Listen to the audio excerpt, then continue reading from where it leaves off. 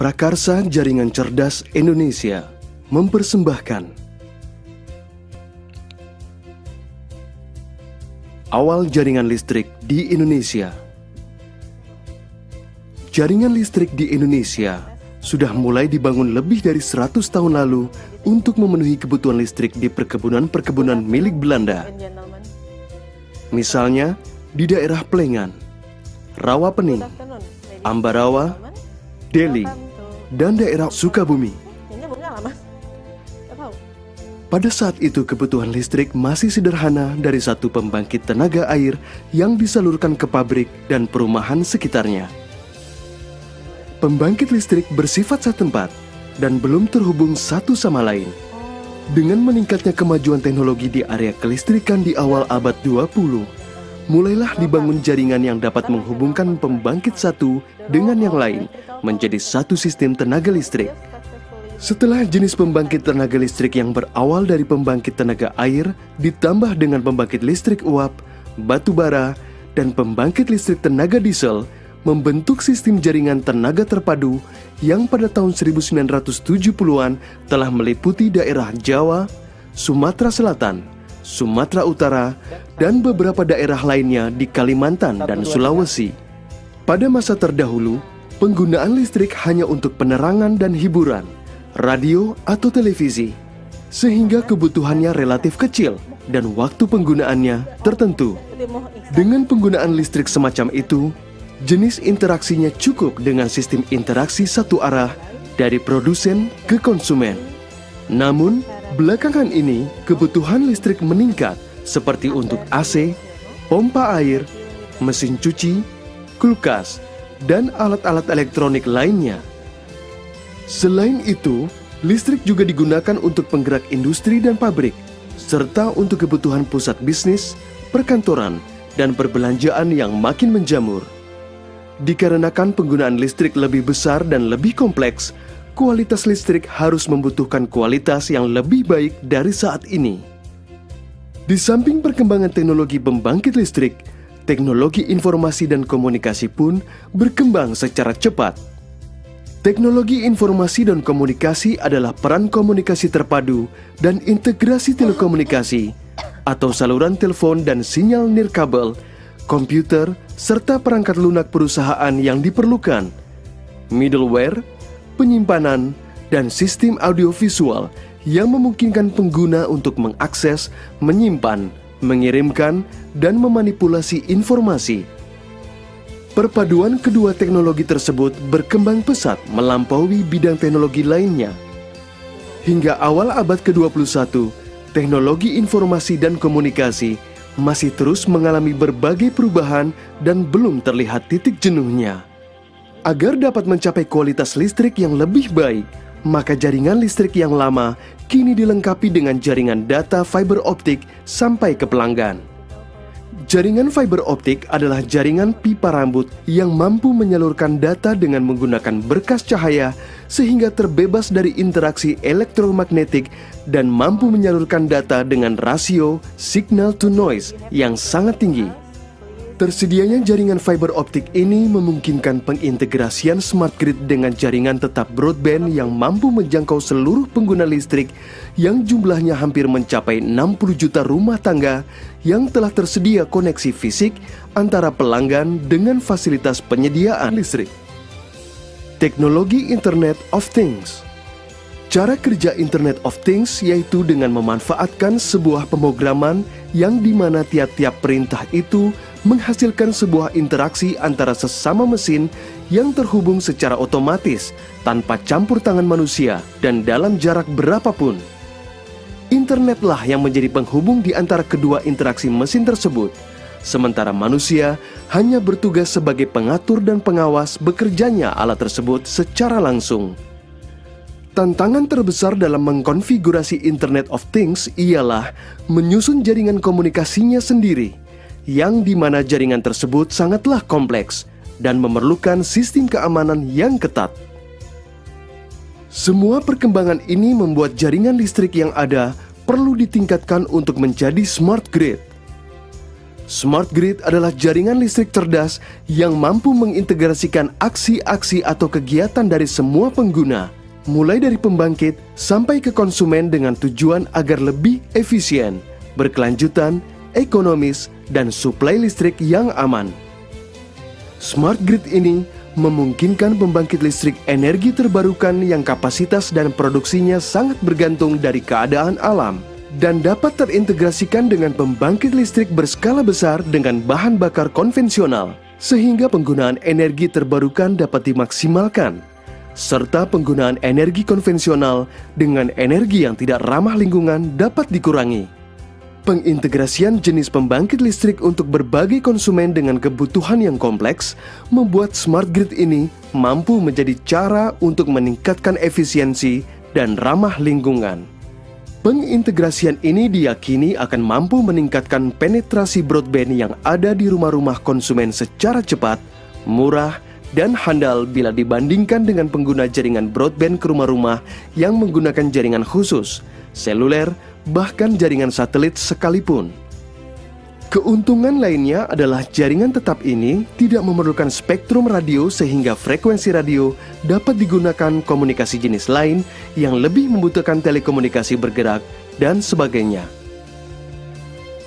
Pelayanan bundled. Pelayanan bundled merupakan paket pelayanan jasa yang tepat dan efektif untuk meningkatkan potensi pelanggan dan mengurangi biaya iklan, pemasaran, serta biaya lainnya yang terkait. Smart Grid memperkenalkan fitur komunikasi dua arah, di mana produsen dan konsumen saling bertukar informasi mengenai kemampuan dalam penyediaan dan kebutuhan listrik.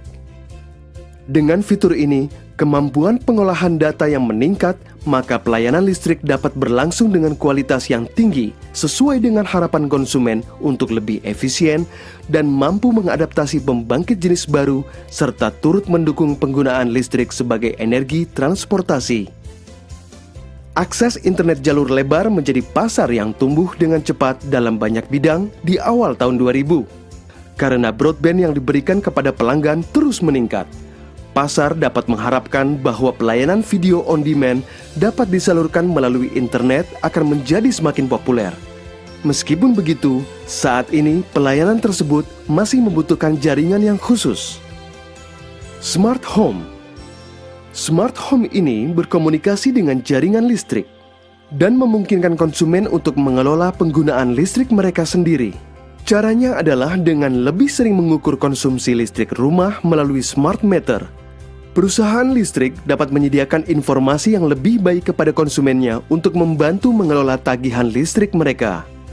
Di dalam Smart Home ini terdapat Home Area Network atau HAN yang menghubungkan perangkat cerdas dan alat-alat elektronik lainnya ke sistem pengelolaan tenaga energi. Peralatan dan perangkat cerdas akan menyesuaikan jadwal nyala mereka untuk mengurangi permintaan kebutuhan listrik pada jaringan di waktu yang penting, serta dapat menurunkan tagihan listrik konsumen. Perangkat cerdas ini dapat diatur dan dijadwalkan melalui web atau jaringan TV. Smart City adalah pengembangan dan pengelolaan kota dengan pemanfaatan teknologi informasi dan komunikasi untuk menghubungkan, memonitor, dan mengendalikan berbagai sumber daya yang ada di dalam kota dengan lebih efektif dan efisien untuk memaksimalkan pelayanan kepada warganya serta mendukung pembangunan yang berkelanjutan. Telework ini difasilitasi oleh Groupware, jaringan virtual privat, panggilan konferensi, video conferencing, dan voice over IP atau VoIP. Akan sangat efisien dan bermanfaat bagi perusahaan manakala karyawannya diperbolehkan bekerja dengan jarak jauh. Hal ini bisa membuat perusahaan bisa menekan pengeluaran dan mendapat pemasukan. Sebagaimana koneksi internet saat ini sudah menjadi sangat jamak di masyarakat, semakin banyak karyawan memiliki bandwidth yang memadai di rumah untuk digunakan sebagai sarana penghubung mereka dengan fasilitas internet kantor dan jaringan telepon internal. Smart Grid merupakan integrasi pada bidang teknologi, khususnya antara teknologi informasi dan komunikasi dengan teknologi di bidang kelistrikan dalam merespon dengan cepat kebutuhan listrik di abad 21 ini. Terima kasih.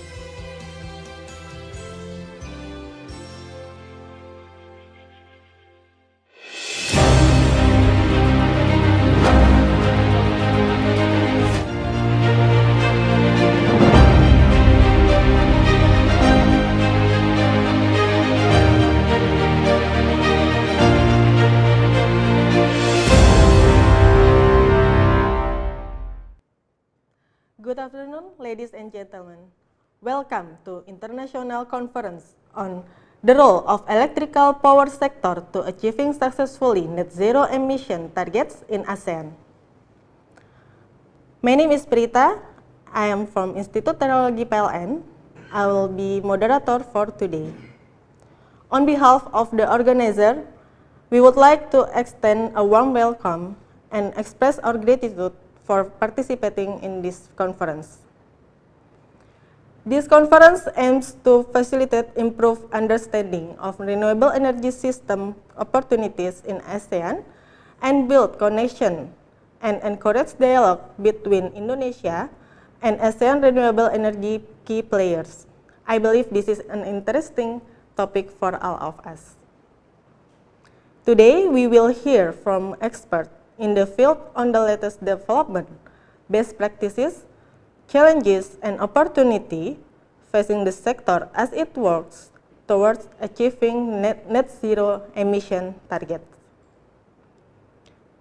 This event is initiated by Prakarsa Jaringan Cerdas Indonesia or Indonesia Smart Grid Initiative and in collaboration with Global Smart Energy Federation.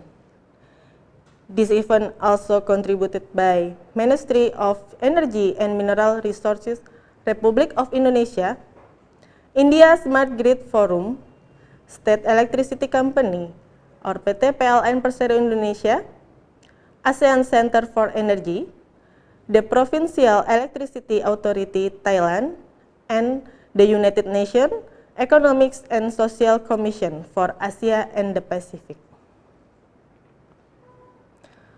For your information, if you have any question to ask, please list them down at the Q&A box. You can text from now until the Q&A session. If you need a script translation for your native language, you can click the caption button. Today's session will be recorded and live streaming on PJCI's YouTube channel ID_SmartGrid.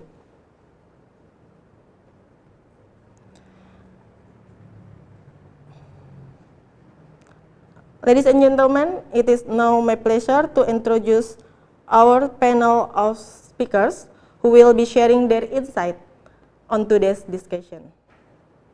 The first is Mr. Muh Ihsan Asad. Next, we also have Mr. Gigi Udi Atmo. We also have Mr. Regi Kumar Pillai.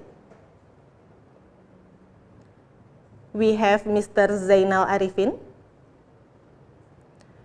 We have Ms. Pacaramane Yang Mungkong. We also have Mr. Akbar Dwi Wahyono. And we have Mr. Matthew Wittenstein.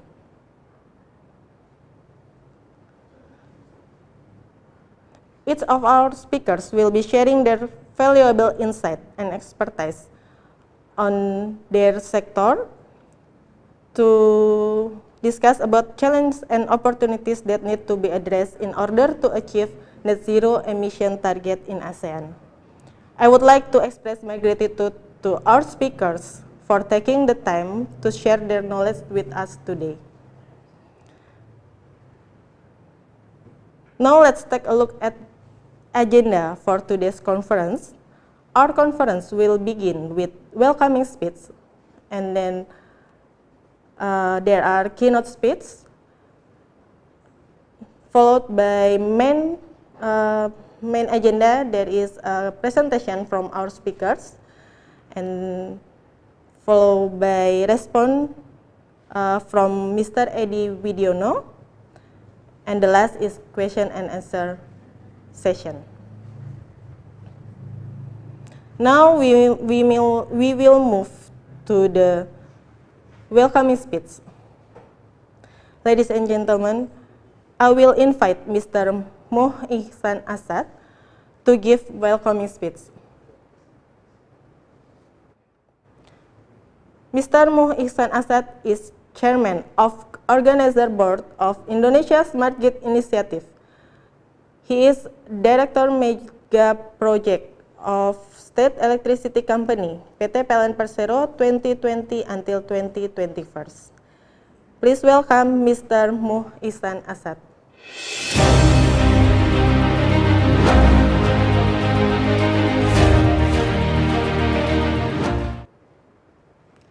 Hello, Mr. Ihsan. Thank you. Hello, thank you. Yeah. How are you Okay, today? I will start. Yeah. Fine, and you? Okay. I hope you. Please, time is yours, Mr. to deliver your welcoming speech. How many minutes for time for me? It's 10 minutes, I think.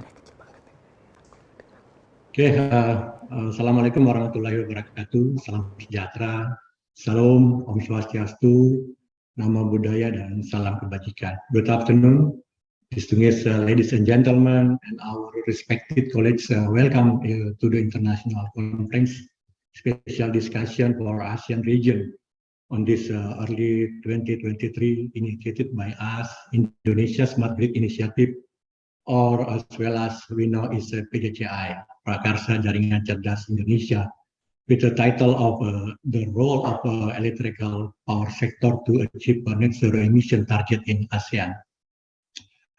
Also, this event supported by Global Smart Energy Federation, GSEF, and also this international conference is contributed by ASEAN energy stakeholders, Directorate General of various Renewable Energy, Ministry of Energy and Mineral Resources of Republic Indonesia, India Smart Grid Forum, ASEAN Center for Energy, the Provincial Electricity Authority, Thailand, and then State Electricity Company of Indonesia, PT PLN Persero, and also the United Nations Economic and Social Commission for ASEA and the Pacific UNESCO.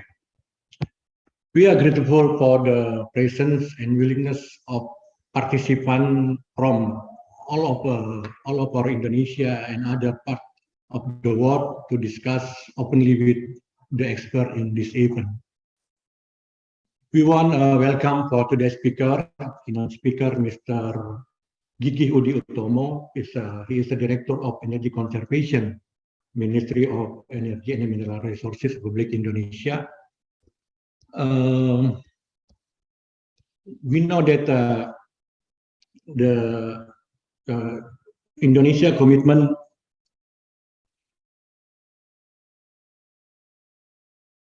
reinforced by the formulation of a number of policies, especially in the energy sector. Indonesia has set the target for emission reduction and net zero emission by 2060 or sooner. The Indonesia government will use the G20 forum to introduce the country scenario to reach net zero emission by 2060 or sooner.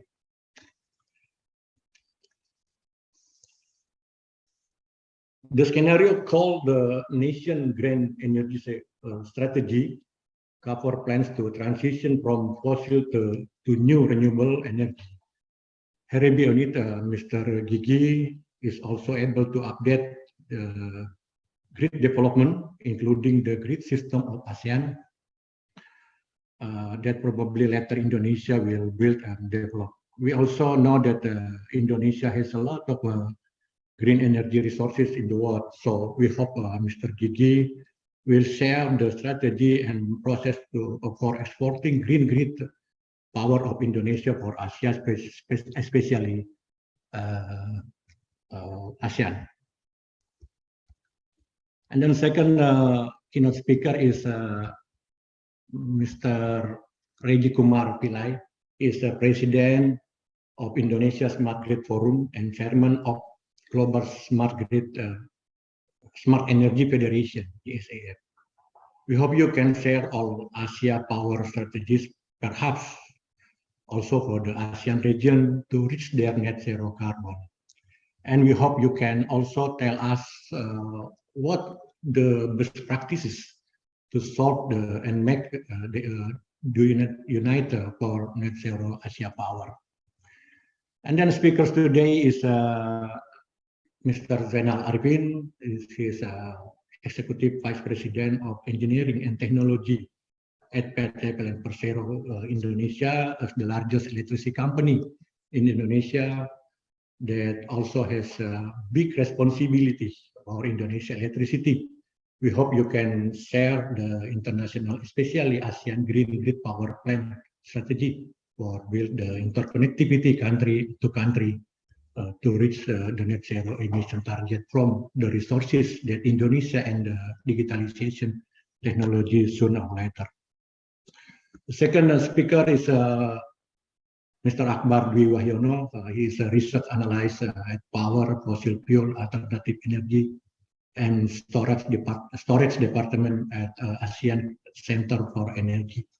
As is a talk with accelerating the integration of energy strategy in ASEAN by providing relevant information and expertise to ensure harmony between energy policies and program with economic growth and environmental sustainability in the region. So we hope as can explain the globally planned green grid of your company project to build interconnecting of ASEAN for the net zero emission target. And then Mr. Matteo Wittgenstein is a Chief of Section for Energy Connectivity at the United Nations Economic and Social Commission for ASEA and the Pacific, UNESCAP, yeah, as well as we know that UNESCAP provide a regional cooperation development forum to assist member countries in building and enhancing economic and social growth. In light of the increased fears and war between countries involving the energy sector, perhaps could you answer this question? Is it possible to build and maintain interconnection between countries in the future? And then Ms. Pacara Mani Yen Monkong is the Director of Stakeholders Engagement and Corporate Communication for Sustainability Department of the Provincial Electricity Authority, Thailand, as the institution that also responsible for the policy and regulation of energy sector in Thailand. That we know Thailand, similarly like Indonesia, like an island country and climate. With later you can share the best regulation and policy of renewable grid of Thailand and the future grid of Thailand that will be built. And then Pak Edi Widiono, Mr. Edi Widiono is a founder and supervisory board of Indonesia Smart Grid Initiative, PJCI. We all know that you are an expert in the energy sector, so we believe you have any opinions and conclusion to share for this international conference. And then last but not least, the moderator, Mrs. Pritasari Palupiningsi. She is a young lecturer from Institute of Technology PLN. Will conduct our discussion today. On behalf of PJCI as organizer of this event, we thanks all participants that have joined and followed the discussion for electricity of us that not only in Indonesia but also brought together sharing for the success of net zero emission and prosperity of our country. And thanks you for sparing your valuable time for this effort. I also would like to thank Global Smart Energy Federation, led by Mr. Reggie Kumar, with a team who is a long partner of ours that is moving together toward global interconnectivity buildings for electricity with whole institution around the world. Then why we take the topic, the role of electrical power sector to achieve a net zero emission target in ASEAN? Because we currently living in an era of energy transition, an era of transformation from the previous condition of a carbon-based economy into a decarbonized society. One kind of energy use that has a big role is electricity that also produce carbon. So we have a responsibility to reduce its for net zero emission. This is particularly evident in cities where emission, congestion, and safety constitute major issues today. And mobility problem will intensify as a car ownership and vehicle miles travel increase, driven by population and GDP growth. Electrification will play an important role in the transformation of the mobility. FMCG industry and others, and present huge opportunity across all segments of its industry to ensure rapid and widespread adoption of renewable energy. Launching the green grid power plant in the market is an important first step. In addition, the entire public ecosystem must work to make the transformation successful. We found the key consideration for ASEAN sovereign on the path to net zero from IRENA, and this should be discussed today. The first is becoming renewable ready. Currently, the contribution of renewable to overall energy production in Asia is not as high as in percentage term relative to other regions like Europe. Therefore, demand for renewable energy is very likely not outstrip supply. While ASEAN nations have a planned substantial renewable energy capacity addition through 2030, the grid infrastructure in some of these countries is not designed to accommodate the variable nature of renewable power output. And then the second is a top-down approach from a sovereign perspective, and bottom-up approach from corporates complementary for the net zero journey. Countries in the region are undoubtedly at various stages of economic development. Their economic growth model, whether it is more export-oriented or dependent on consumption versus services, will have a huge bearing on how they chart their path to net zero.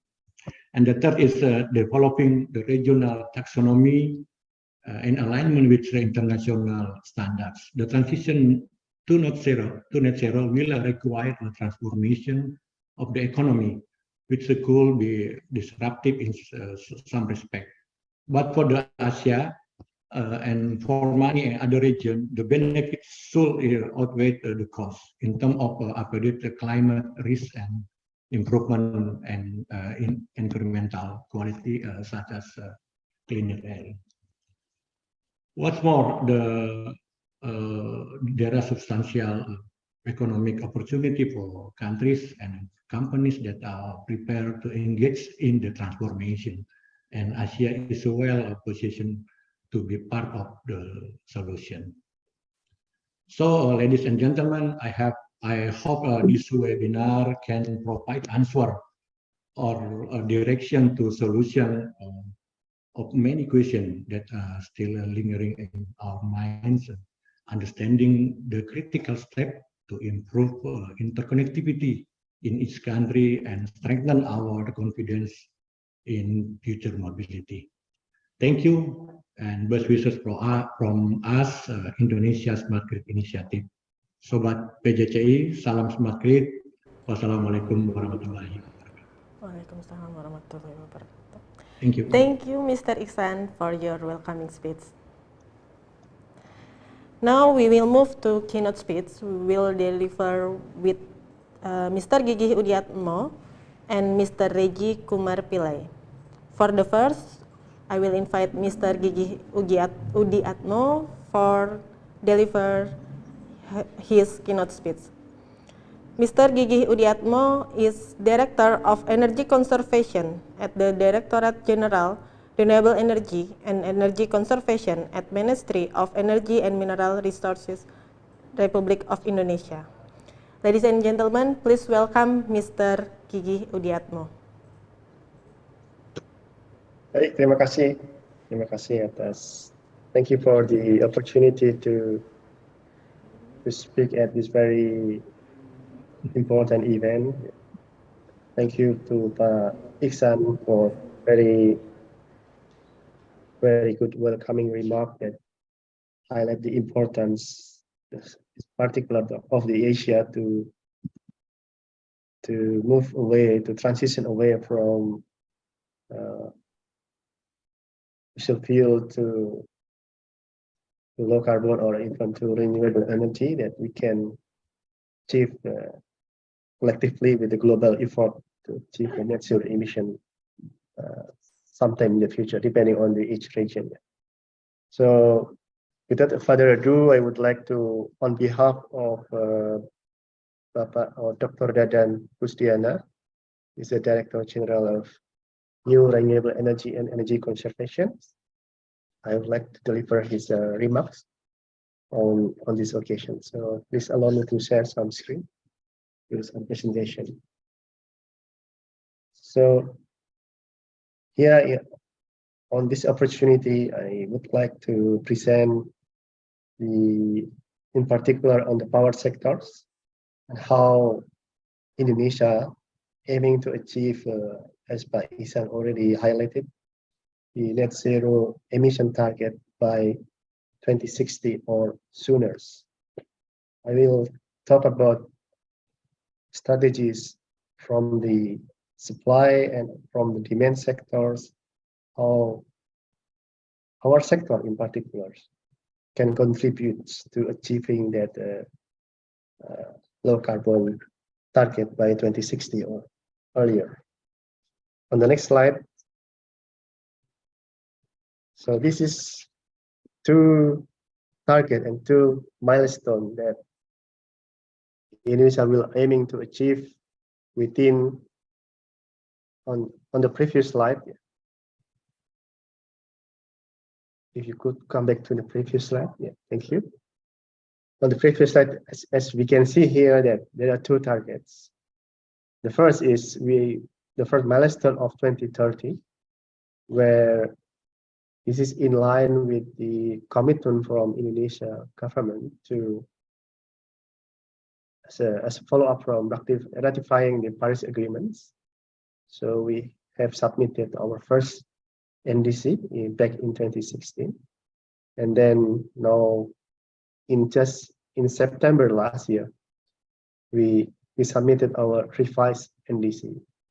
So the key differences is when it comes to the energy sectors, as here we can see that there are some two measurements under countermeasure 1, where the effort is undertaken by Indonesia itself, and countermeasure 2, when there are support from the international community.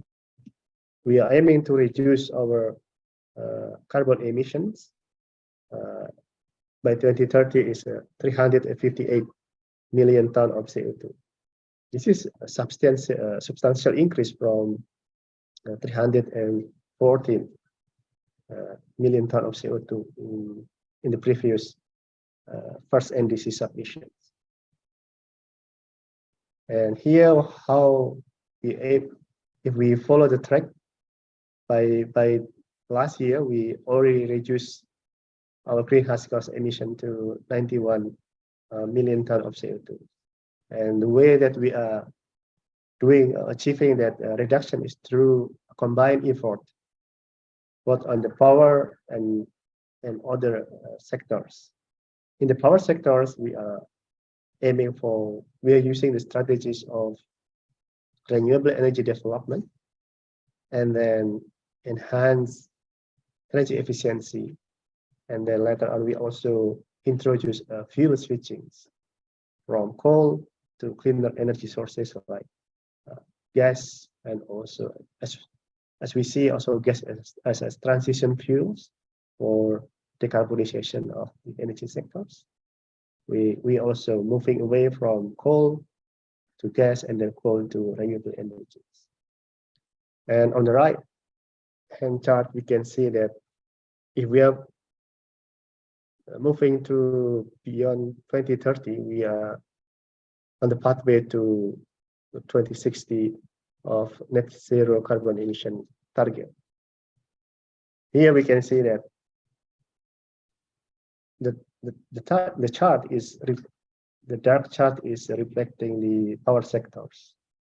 The power sector will transition away, achieving the peak emission around 2037, with the total emission is around 401 million ton of CO2 emission, and then gradually and then rapidly decreasing to nearly and then goes to zero by 2060.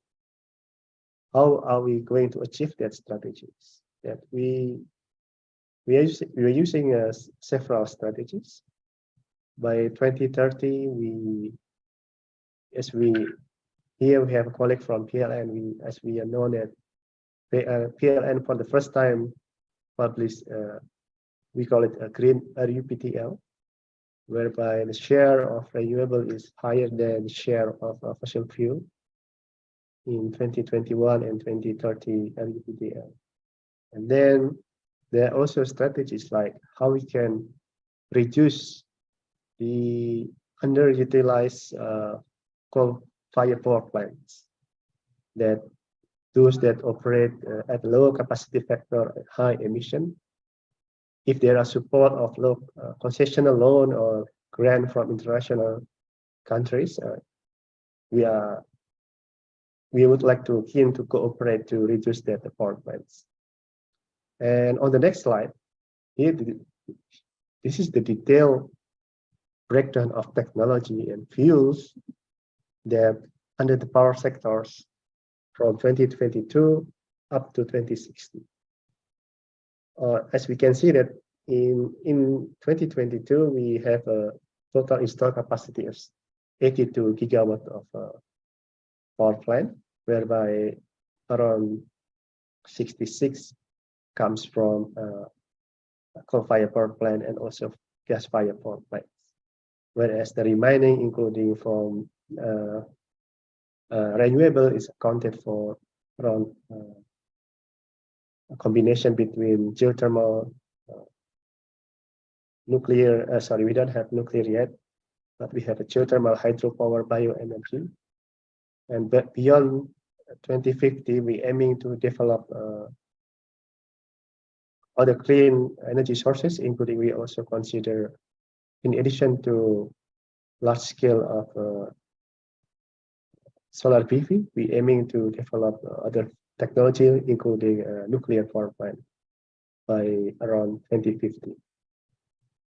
In addition to power generation, we're also aiming to develop grid connectivity between the regions, as you can see on the right chart, whereby connectivity between island on the main grid is very important to mobilize or to evacuate renewable energy, which predominantly in a region whereby low relatively moderate demand center compared to Java and Bali region. This is in the middle is Java and Bali region, the most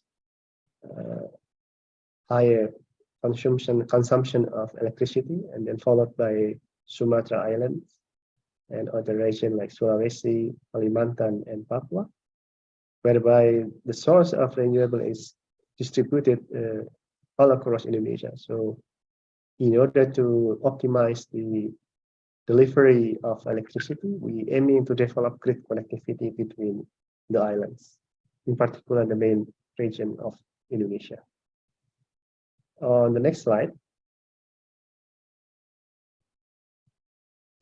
this is, I just would like to highlight some of the study that was published last year, like from McKinsey. We talk about the regions. Here we can see that in the Asia Pacific is accounted for of the 10 largest greenhouse gas emitters in the world.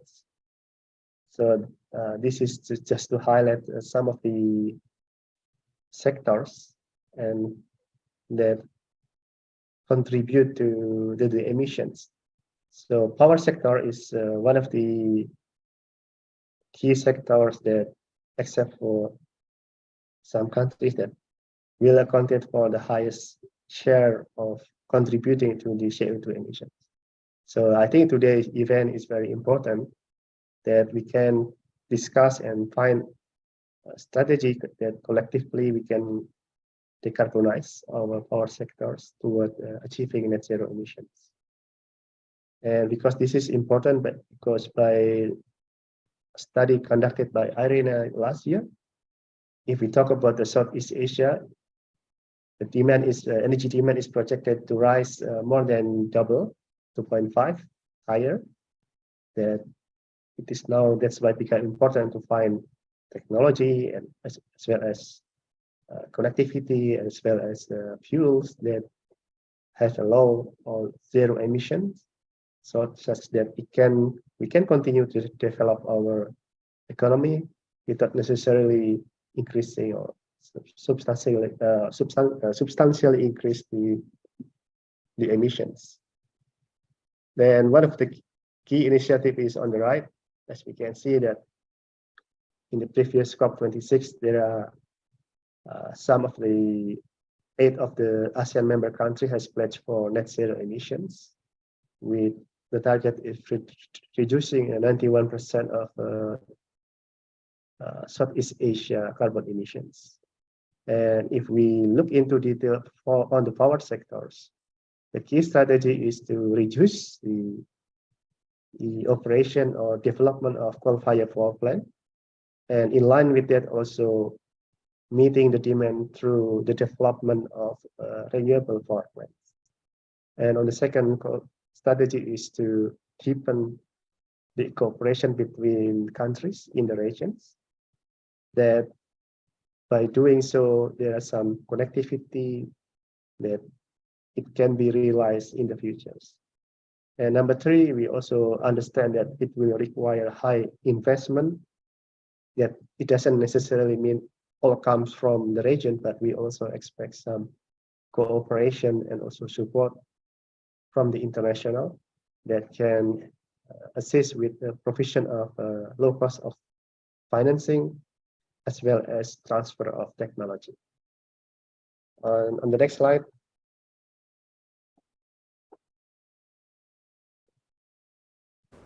Today Sorry, is Mr. Gigi, the time is 1 minute left. Okay, so maybe this is just finishing my Thank presentation. Today is Indonesia, and this year is the chairman of the chairmanship of ASEAN. So we would like to use this opportunity to highlight some of the key priority economic development, including sustainability, digital economy, and recovery. So in doing so, there are some key deliverables which are in line with today's discussion. Is about the ASEAN Power Grid and also the provision of green economy. And on the next slide. So this is some of the key achievement last year from the G20, that Indonesia itself has been working together with IPG countries to under the JETP program, that we aiming to decarbonize our power sector by reducing the operation or accelerate the retirement of coal power plant. And on the right, we hope there are some cooperation under the ASEC. This is joint initiative between Japan and Indonesia, that we are aiming to engage with other countries in Southeast Asia, that we would like to provide.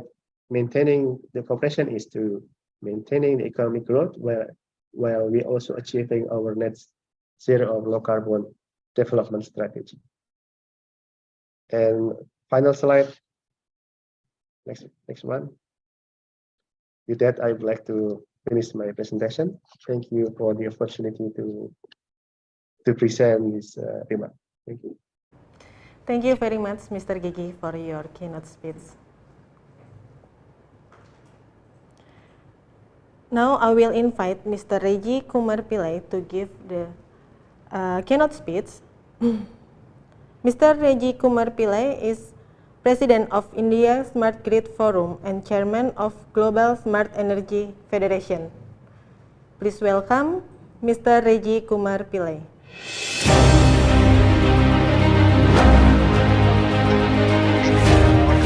friends from around the world. Good afternoon, Mr. Reji. Good afternoon. Mr. Good afternoon. We are honored and privileged to be part of this international webinar on the role of power sector for decarbonizing Target. and achieving net zero emission targets in ASEAN countries. So Thank you please very allow much me to for present your- please allow me to present few slides. Give me the Yes. permission. I will project my slide. Okay. You have 10 minutes to deliver your keynote speech, Mr. It's a Time is disabled, yours. post-disabled participants screen sharing. If you can enable, I will project the screen. Okay, wait a minute, Mr. Sure.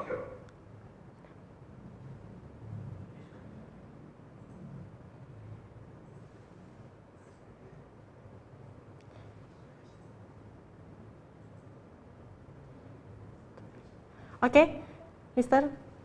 You can Yeah. share screen? Yeah. I'm Can you share going screen? to.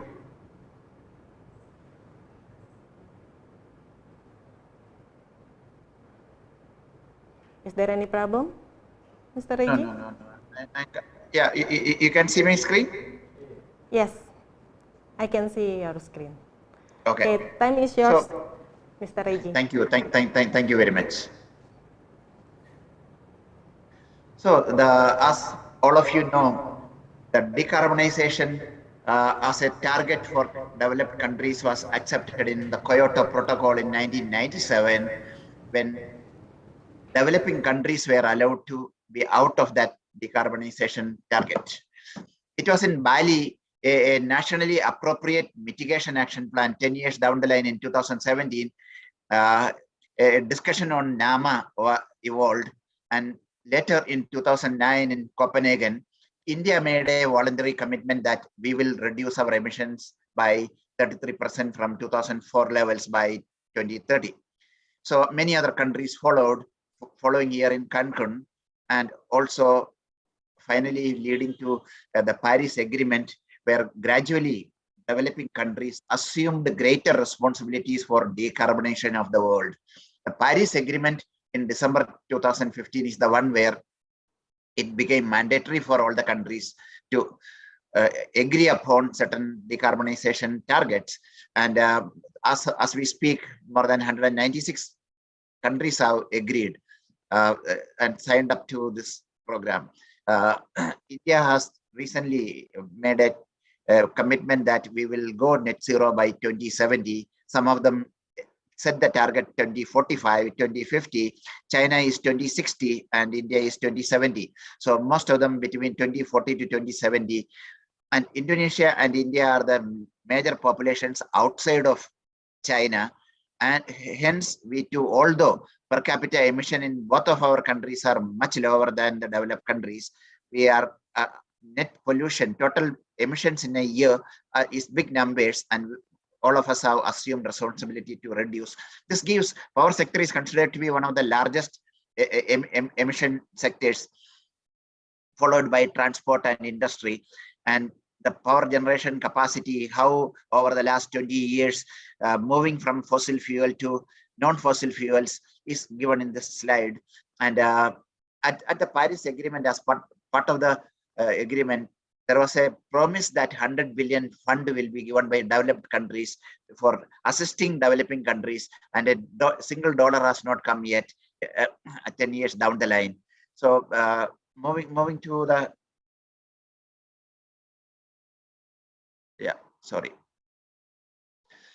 So the electrification mitigation strategies, the globally accepted strategy is decarbonize electrification. Electrify most of the human activities to the extent possible and decarbonize the electricity sector. The sectors that must go under fast track electrification are transportation, cooking, industry, cooling and heating, agriculture, etc.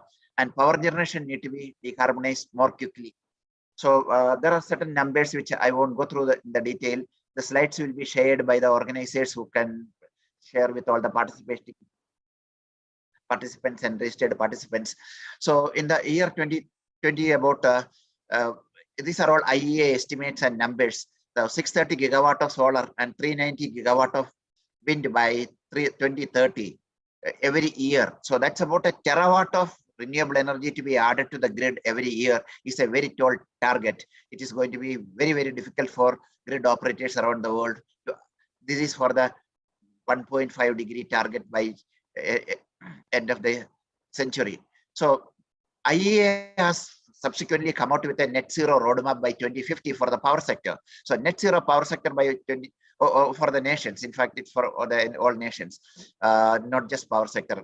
So 2050 net zero, what we need to do by 2020, and they are estimated that 33.9 gigaton of emissions, and each buildings, transport, power, what they need to do. And it's a big report which you could download from IEA website and study it. And in 2030, they estimated that emission from 33 gigaton will come down to 21 gigaton, and 35 to 12.8 gigaton, and to 2040 by 6.3 gigaton, and finally zero emission by 2050. This is something which is a roadmap recommended by IEA. So as I said, electrification is the strategy being followed by most countries and the stakeholders for transition to net zero economy. And in power sector, how power sector can become a net zero is the increased RE supply and RE use. Many countries, many states are dramatically, they scaled up their renewable energy generation. That is not actually translating to renewable energy use. So many places there is, say, 100 megawatt of renewable energy generation sources are connected to the grid, but grid has constraints. So in a typical day, 30 megawatt or 40 megawatt is curtailed. That is not going to help. The reuse of RE should be increased. Also, parallelly reduce the use of coal and oil. Old plants, coal plants need to be retired. Increase the electrification of mobility, cooking and agriculture, and increase use of RE for mobility, renewable energy for mobility, and also increase energy efficiency, which is a low-hanging fruit, and also dynamic renewable energy market and carbon market. This is a path which we have been advocating for India, which is equally relevant for all the developing countries in ASEAN. So how to increase the renewable energy, a solar PV generation, a revolution in the solar PV, building integrated PV. Every certain categories of building can be mandated to have PV. The floating PV in all the water bodies can have, and also agrivoltaics. There are different kind of fruits and vegetables which can be planted in farmlands, or above which you can have solar panels. They don't need many categories of fruits and vegetables do not require direct sunlight, and agricultural land can be utilized for installing. I have seen many places in China, they are doing that. And similarly, distributed energy storage for integration of renewable energy onto the grid, we require energy storage. And one of the best way is to do that is distributed Sorry, Mr. Regi. Storage. Yes. Mr. Regi, sorry for interrupt. Your time is 2 minutes left. I may need a couple of more minutes. These are very important, some topics which are present. Please give me another 2 minutes. So battery energy storage systems in all solar farms and wind farms, and also solarization of the irrigation pump sets which are there in many places. And the very important thing is replacement of DG set. In many developing countries, any big building and critical infrastructure, they all have diesel generating set as a backup power supply arrangement. So that should be replaced with a battery energy storage system, and that will help in renewable energy integration. And also district cooling system. All this, our developing countries in ASEAN, including the South Asia, we all require air conditioning more than district heating. And air conditioning, one of the best ways, district cooling system, where the chilled water is made in a centralized cooling system, chiller plant, and supplied to each building. And this also comes with a thermal storage, which can give load relief as well as load to the distribution grid, and it reduces electricity consumption for air conditioning by 30 to 40%. There are white papers published by ISGF on DG set replacement as well as district cooling systems. And also in electric vehicle integration with the grid. Millions of vehicles connected to the grid can be aggregated as virtual power plant, which can again, both electric vehicles and rooftop PV are connected to the low voltage grid, which can support each other in integration of the renewable energy and also mitigating the intermittency of solar generation during the day. And I talked about the peer-to-peer trading of electricity on blockchain platforms, carbon markets, dynamic RE markets, etc. All going to, and there are many white papers which we have, and also we have done some pilot projects in India. These are all available on ISGF websites, and there are many other time of use tariff mechanism, demand response, ancillary services, and also smart and grid interactive buildings and intelligent appliances, grid smart and grid interactive appliances, etc., which are all today's technology can do. This all can help in mitigating the emissions and accelerate meeting the NDC targets in each of the countries. So we talk about microgrids, green hydrogen. These are all most of you know about it. And every campus, every large building, every infrastructure should become a microgrid, which can island from the grid whenever it is required. It can buy electricity from the main grid. It can supply electricity back to the main grid, and most of them were sustaining on green electricity most of the time. So there are several other new technologies which are there in this slide, which will be available with you, and I'll be happy to take questions if any, and otherwise I need to leave in another 15 minutes. Thank you very much. Over to the moderator.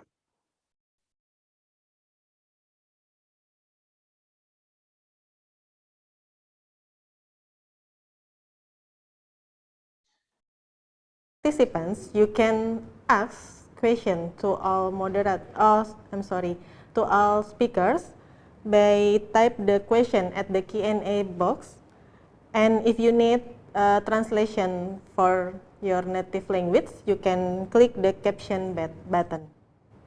Yeah, they can text the questions. I can answer in the chat box itself. Thank you very much. Yes, thank you very much, Mr. Reggie. Now we will move to our main session. If you would like to, I'm sorry. Now we will move to our main session. There are 4 speakers in the main session. The first speaker is Mr. Zainal Arifin. Mr. Zainal Arifin is Executive Vice President of Engineering and Technology at State Electricity Company, PT PLN Persero Indonesia. I will invite Mr. Zainal Arifin. Please welcome Mr. Zainal.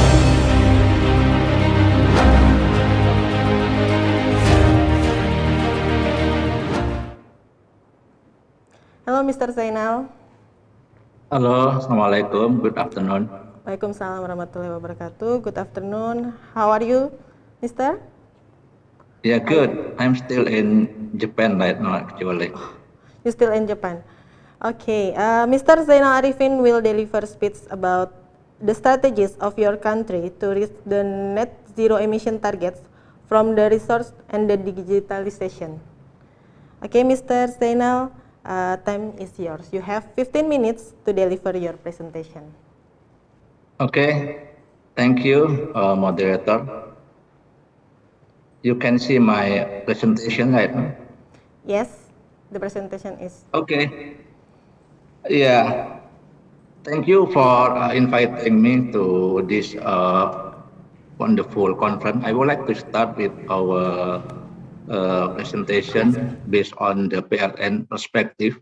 So the title is How We PLN Our Strategy to Achieving Net Zero Emission in 2060. I would like to start with this presentation. What actually the main challenge of our of ASEA as a utility company? I think most utility companies always will face the trilemma energy, basically. How we deliver electricity, energy, not only for sufficient volume availability, but also should be reliable. and our quality of electricity is still challenging because our CDCV is lower than ASEAN. And after reliability, the electricity should be affordable. We cannot, produce electricity at the expensive one. So this is about efficiency we have. So we also have a challenging issue right now because our T&D losses is also still relatively high than ASEAN average, and also for the global average still relatively higher. And also instead of reliable, affordable, the energy should be sustainable. This is why we should move to, for example, more renewable energy. And right now in Indonesia, we still depend on the fossil fuel. Instead of the dilemma energy right now, we also face the energy transition driven by decarbonization, digitalization, and decentralization. So energy transition will move electrification with more renewable energy. And also digitalization will make the system with smarter, using so many smart sensors and advance of IoT and connectivity. So this digitalization make energy digitalization. And also we face now decentralization, how the customer not only consume the electricity but also able to be a producer. So welcome to the era of prosumer. Energy transition make the electricity will be more central for energy in the future. But we should be aware that electricity will be supplied by more and more from renewable energy. It means the grid should be more flexible to integrate with smart renewable energy and energy resources. So the net zero emission is also as a consequence for the energy transition. We already had the roadmap here in 2060. This left chart talking about the composition of the technology. We will move to renewable energy from the fossil fuel. We can look here that from 2020 actually there is a policy, no new coal-fired power plant anymore. So we also accelerated how we early retirement of the fossil power generation start from 2030. So the contribution of fossil fuel is less and less until 2056, replacing by renewable energy. Nuclear power will be one of solutions. We hope that can be operated in 2040 to maintain the grid reliability. That's the PLN strategy. Actually, we have two main strategies: shift away from high carbon power generation and growth power with the new technology of business. We have to term for the shift away from high carbon power generation, short term and also long term. I will discuss it later on. But what we should aware that energy transition need a huge investment. So for example, based on our net zero emission strategy here, Indonesia need at least $500 billion to achieve the carbon neutral by 2060. Yeah. This equivalent the cost 35 and $40 ton of CO2 mitigation. So we do a transformation to achieve the net zero emission, to dealing with the energy transition.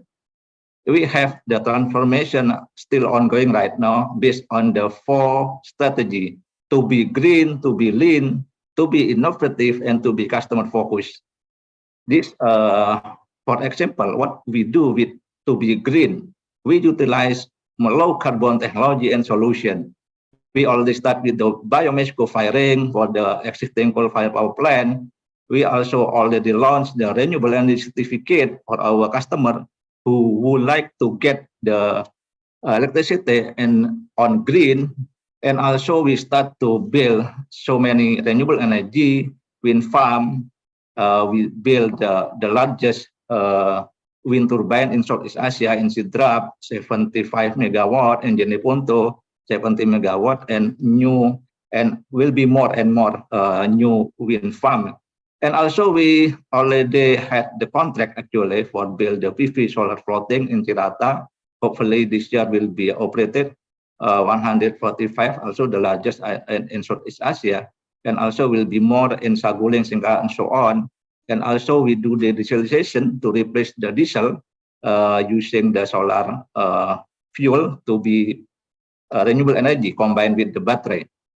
We also look at the energy storage system for microgrid for the isolated area, hybrid based on the hybrid power plant, diesel, PV, and battery.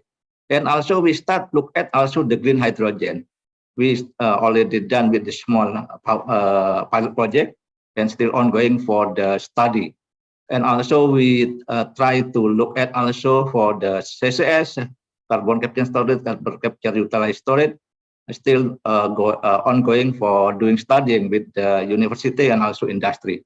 And also right now we still do a pilot project of ocean energy, also with the university and also industry. And for the nuclear, we also have the memorandum of MOU with the RTM, Rosatom, Russian, and also the NuScale from United States. For the lean, how to be lean, we do by digitalization. We always start with digital power plant operated by our holding company, sub-holding company, Nusantara Power and Indonesia Power, is part of Smart Grid. PLN Mobile is also the largest app in Indonesia right now, has been downloaded more than 35 million users. And also we already start advanced metering infrastructure, smart meter, that's also part of Smart Grid. And also e-mobility, we already built maybe 300 charging stations right now in Indonesia, is also part of Smart Grid. And also we do digitalization for the business process, smart digital procurement, digitalization of centralized payment, primary energy online monitoring, and also a part of Smart Grid online monitoring losses for our substation, digital substation, and zero downtime. This is also a part of Smart Grid. And to be innovative, we do through several strategies, several actions through grid reinforcement. We do WAMPAC, with area monitoring, protection, and control. This starting for the study actually. We do also the study, technology assessment for a flexible AC transmission system, and also doing the study for technology assessment with university virtual power plant, expedition. We done with the pilot the study. We try to start to the commercial, and also we already start to implement adaptive defense scheme in our dispatching center, and also we try to look at superconductor, still on the technology assessment with university and in domestic and also in abroad. And we also try to implement dynamic line rating. And the last one, to be customer focused, we create some product demand creation and beyond meter. SV charging station, I already mentioned. We hope that in 2030 will be 30,000 EV charging station in Indonesia. And also we try to accelerate the electrification for two-wheel vehicle by battery swap. Is already in pilot projects in several locations. We also did with the pilot project have the induction stove, electrifying agriculture, captive plant acquisition, broadband internet through our sub-holding company Icon Plus, and also we deliver service beyond meter. So in conclusion, actually, for achieving net zero emission in 2060, PLN still continue to do a transformation by two main strategies. The first one is shift away from high carbon power generation, and the second is delivering new green technology and business. For dealing with the energy transition and net zero emission, actually PLN has 4 transformation values for to be green by utilization low carbon technology and solution, to be lean by the digitalization for both grid system and also supporting business model, and also be innovative through the grid reinforcement and also smart grid, and be customer focused by demand creation and service beyond meters.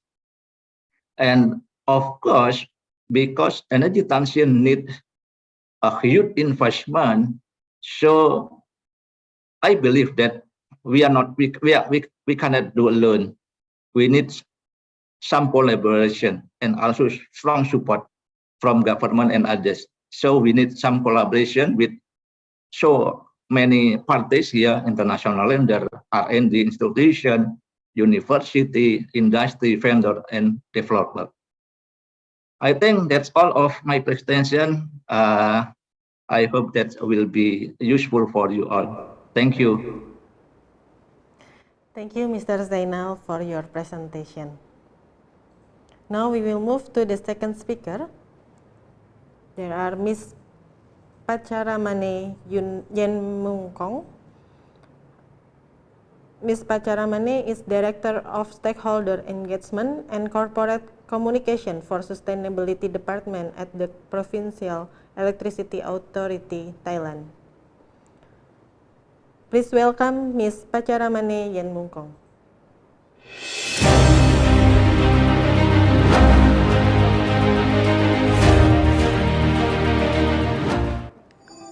จะเป็นอย่างไรถ้าเมืองที่เราอาศัยอยู่มีคุณภาพชีวิตที่ดีภายใต้แนวคิดชีวิตง่ายขึ้นความสุขมากขึ้นกับวิชั่นใหม่ Smart Energy for Better Life and Sustainability ไฟฟ้าอัจฉริยะเพื่อคุณภาพชีวิตที่ดีอย่างยั่งยืนการใช้ไฟฟ้าอัจฉริยะจะส่งผลให้คุณภาพชีวิตของทุกคนดีขึ้นจากสิ่งแวดล้อมที่ดีขึ้นโดยการใช้และผลิตพลังงานสะอาดที่ไม่ก่อผลกระทบสิ่งแวดล้อมลดการใช้คาร์บอนลงเพื่อเสริมสร้างความเข้มแข็งในการดำเนินงานเพื่อให้บรรลุเป้าหมาย Digital Utility และเป็นองค์กรด้านพลังงานอย่างยั่งยืนโดยครอบคลุมในประเด็นที่สำคัญเช่นการยกระดับการบริการด้วย PEA Smart Plus การมีระบบจำหน่ายในพื้นที่ห่างไกลที่มีประสิทธิภาพและเชื่อถือได้ด้วยระบบไมโครกริดการเสริมสร้างศักยภาพเพื่อสนับสนุนด้านยานยนต์ไฟฟ้ามุ่งสู่การเป็นผู้นำระบบไฟฟ้าในอนาคตระดับภูมิภาค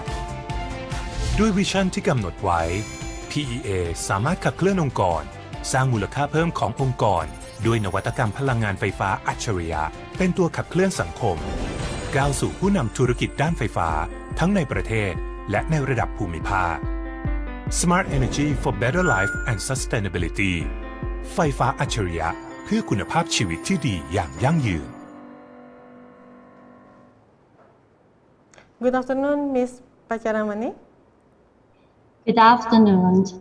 Thank you for joining us today. Ms. Pacharamane will deliver speech about the institution roles to build interconnecting grid ASEA's countries from blockchain, the Internet of Things or IoT, artificial intelligence or AI, and big data for the net zero emission targets. Okay, Ms. Pacharamane, you have 15 minutes to deliver your presentation. Time is yours. Thank you, Ms. Nisma. Good afternoon, Mr. Chairman, distinguished guests, ladies and gentlemen. On behalf of Provincial Electricity Authority, I'd like to thank PJCI for giving us a chance to share PA information today. Provincial Electricity Authority is a government enterprise under the Ministry of Interior, providing electricity to 21 million customers throughout Thailand, and 99% of the total area of Thailand is our service area. PA is transforming into digital utility to enhance the quality, standard, and reliability of electricity distribution. This year, we focus on our innovations, smart energy for better life and sustainability, and step forward to be low carbon and sustainable business. If you see on my slides, Ms. Nisma, could you share our slide? Next page, please.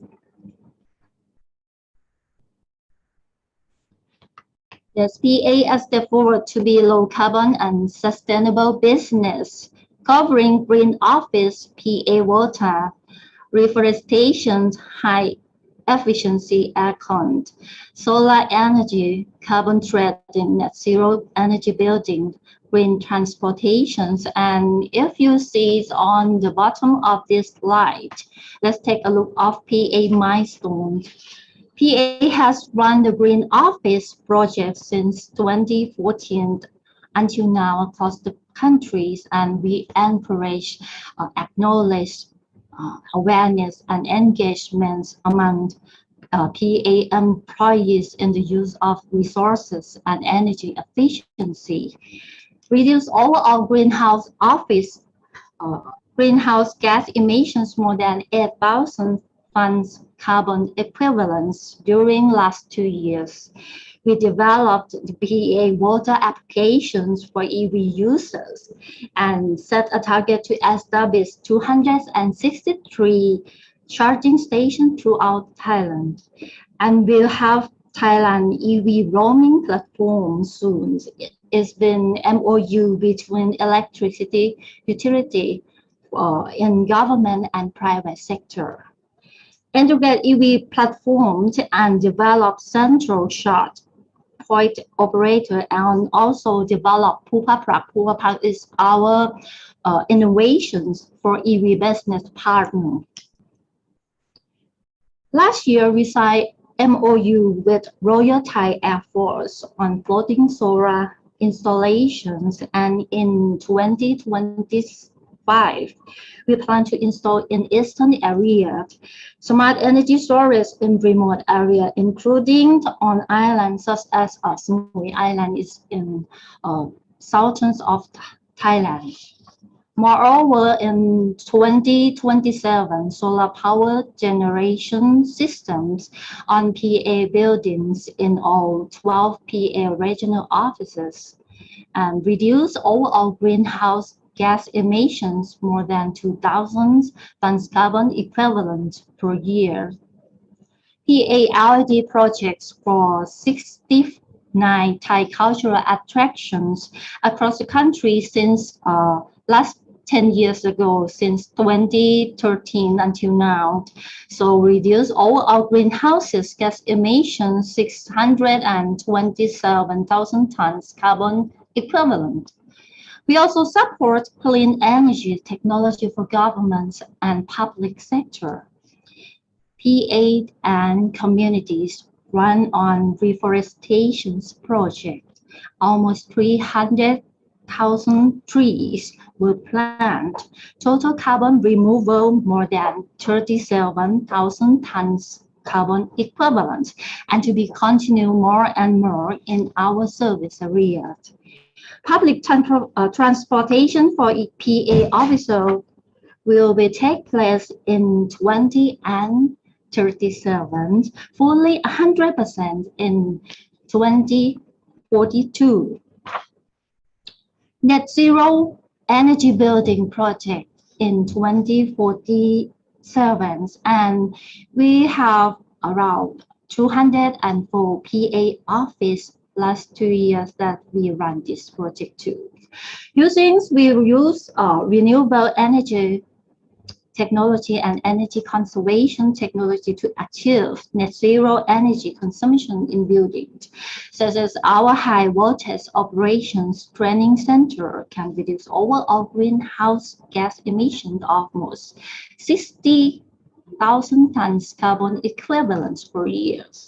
Carbon credit trading in 2050 to offset greenhouse gas emissions. That's all for what we concerned on social and environment responsibility to achieve the goal of reducing global warming. We launched several projects to strike a balance between carbon dioxide emissions and adoption by 2050. If you have any questions, you can leave questions in the chat box. And we also have our executive, PA executive and officer from various departments together with me today is from Policy and Strategy Department, Power Economic Policy Department, Business and Marketing Function Department, Planning and Power System Development Function, System Planning Division, and Electricity Industry Operator and Energy Efficiency Encouragement Department. So they can answer you in the chat box also. For further information, please do not hesitate to visit our website www.pea.co.th. Thank you. Miss Pacharamane, for your speech. Thank you very much. And for all attendees, if you have a question to Miss Pacharamane, you can type the question at the Q&A box, and Miss Pacharamane will answer that question. Thank you. Now we will move to the third speaker. There are Mr. Akbar Dwi Wahyono. Mr. Akbar Dwi Wahyono is research analyst at Power Fossil Fuel Alternative Energy and Storage Department at ASEAN Center for Energy. I will read his short bio. He was graduated at University of Gadjah Mada, majoring in geophysics, and at Institute of Technology Bandung, majoring in geothermal engineering. In ACE, he has been in a close working relationship with the policymakers, stakeholders, and utilities of the Southeast Asia region for the planning and implementation of the ASEAN Power Grid. Currently, his current project is the ASEAN Interconnection Master Plan Study and feasibility study on cross-border interconnection in Indonesia. Please welcome Mr. Akbar Dwi Wahyono.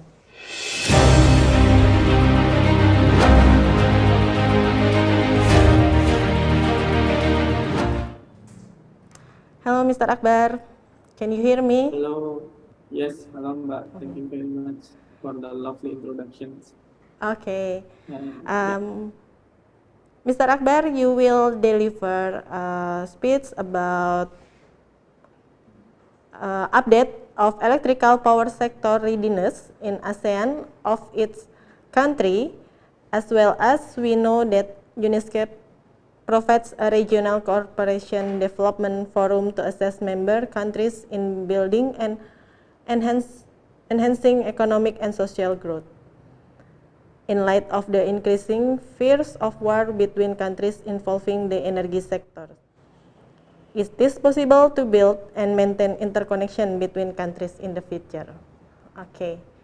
Mr. Akbar, you have 15 minutes to deliver your presentation. Please, the time is yours.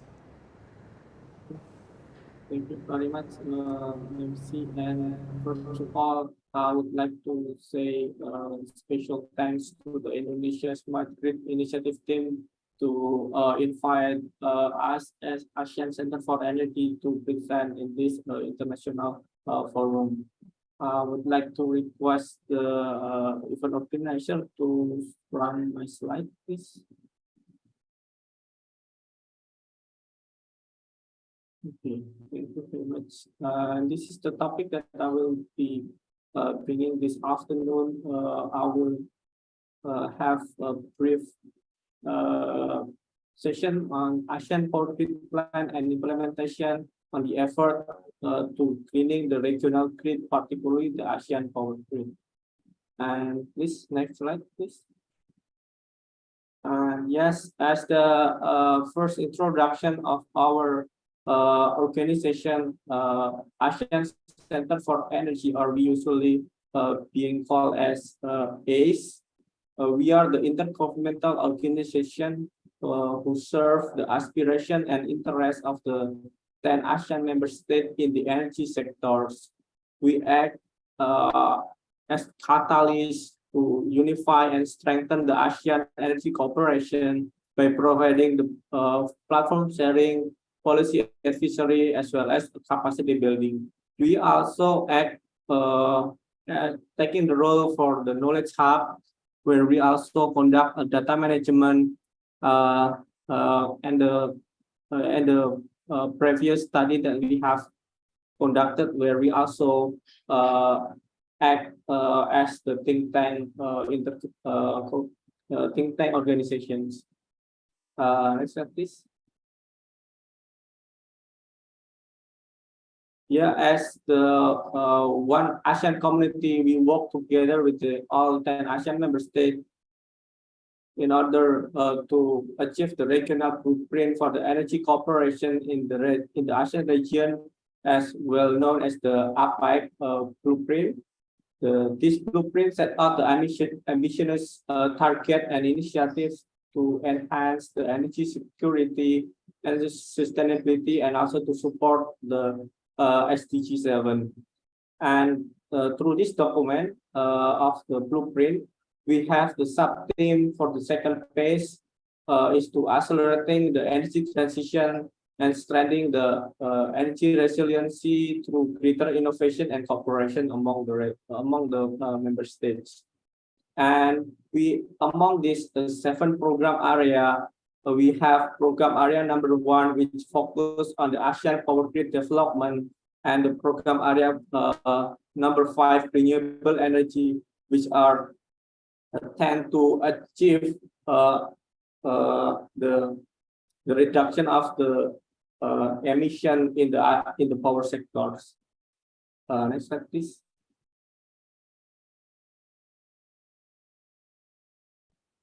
And the focus of the program area number 1 is actually to expand the regional multilateral electricity trading, as this is our topic of discussion today, to able to promote the clean and renewable energy integration into the regional grid system. And by doing this, we also need to able to aim the resiliency and the modernization of the grid system through smart grid applications. And so to say that the ultimate aim of the program area number 1 is to construct a regional power interconnection, beginning by first having the cross-border bilateral terms, then gradually expanding to the sub-regional terms, and by the time we will have a completely integrated Southeast Asia power grid system will be in place in the further year. As we can see that in the right-hand side, this is the figure of the current status of the ASEAN Power Grid Interconnection Project, where currently we have existing around 7.6 gigawatt of interconnection capacity among the regions, and most part of this is coming from the bilateral terms. And next slide, please.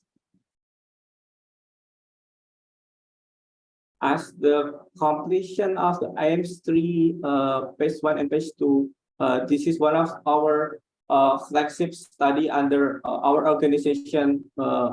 AIMS-3 are AIMS-3 are for the term of the ASEAN Interconnection Master Plan study, phases 1 and phases 2, where it is already endorsed at the 39 ASEAN Minister on Energy meeting in September 2021. The objective of this study is to set out the transmission infrastructure needed to be able to support the multilateral power market in ASEAN, as well as to integrate the renewable energy into the ASEAN power grid. And This study has already identified the 18 potential cross-border lines worth up to 33 gigawatt of electricity interconnection until 2040 from the existing 7.7 gigawatt of interconnection as of 2022. And this 18 potential interconnection are ranging from southern, eastern, as well as the northern sub-regions. We see at the current stage, the most bilateral interconnection are happening in the northern region, where we have several countries like Vietnam, Laos, PDR, Myanmar, Cambodia, as well as Thailand. They already have several bilateral interconnections where we currently trying to ignite the new interconnection from the southern region, started from the Indonesia and Malaysia effort to be connected in the next few years. Next slide, please. Sorry, could you go back? I forgot to mention. Yeah. Beyond that, we also have the eastern sub-region, where this is as we some experts also mentioned this as the BIMP or Brunei, Indonesia, Malaysia, and Philippines power interconnection project, where this is at this year become one of the ASEAN, the Indonesia chairmanship goal for achieving energy economic in this year of Indonesia chairmanship. Next slide, please. As what differs from the previous AIMS 1 and AIMS 2 and the AIMS 3, we are trying to incorporate the efforts in upgrading the ASEAN power grid for the increased renewable through consolidating all type of renewables, particularly variable renewable energy potential for each ASEAN member state into this ASEAN interconnection project. The study has identified 62 potential renewable sites, with 42 sites are coming from solar and 20 sites coming from the wind energy. And we have a total of 8.1 gigawatt technical cross capacity of solar and 342 gigawatt of wind energy. And based on this AIMS 3 phase 1 and phase 2, APG also was acknowledged to support better utilization of the RE resource through advancing clean energy and climate protection goals in ASEAN, since power system connectivity is predicted to increase the flexibility through effective utilization of resource sharing across the geographical location. This is also to able to facilitate the common regional benefit. Next slide, please. And at this planning stage, the head of the ASEAN Power Utilities, or we call it the HAPWA, and its ASEAN Power institutions, along with other APG-related bodies, have done 3 major studies in the effort to establishing multilateral power trade in the regions. And the first study covered the technical feasibility in assessing the required transmission infrastructure, as I already presented. It calls the AIMS 3.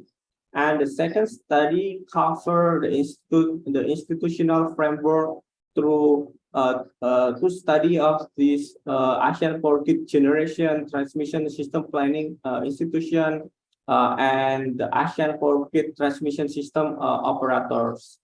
And lastly, the third study cover the trade framework through feasibility study for ASEAN multilateral power trade that was conducted by a IEA in 2019. Next slide, please. And to move the APG from the planning stage to the implementation, it would require a roadmap and its financing framework to set directions, as well as to enable the regional institution to pursue to have a systematic solution through coordinated and structured decision making. So therefore, we come up with the four big output to move the APG into implementation stage. The first one is to have the progressive coordination enable to convene the relevant stakeholders to ensure the timely and progressive manner to reach the implemented stage. And the output two, we have the analytical works where we keep updating the required economy, financial, and technical requirement in order to achieve the government agreements for the better implementation of the ASEAN power grids.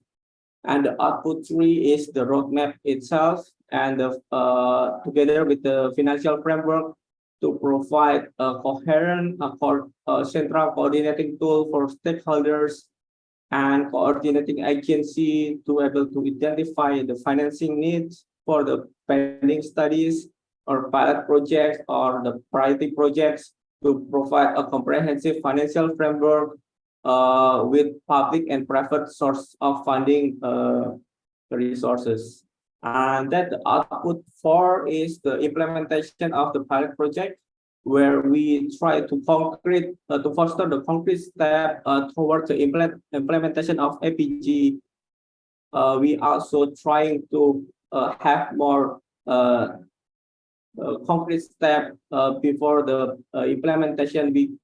We started to conduct a feasibility study from this 18 proposed interconnection based on the M3 study.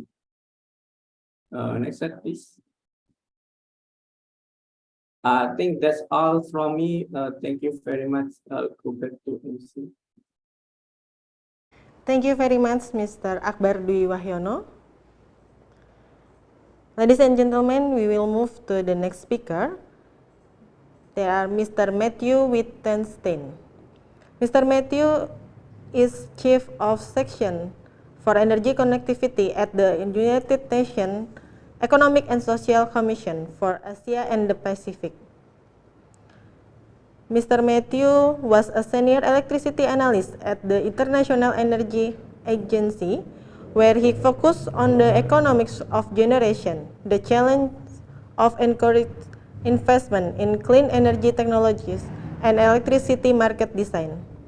Mr. Matthew supports member states in their effort improve the sustainability and security of their energy system through increased cross-border power system integration, and by enabling effort to ensure secure and sustainable supplies of critical raw materials. Recent work includes capacity building for energy regulators and utilities in Southeast Asia, an assessment of the potential to develop a green power corridor in Northeast Asia, and supporting increased cooperation on sustainable energy among the countries of the Pacific. Please welcome Mr. Matthew Wittenstein.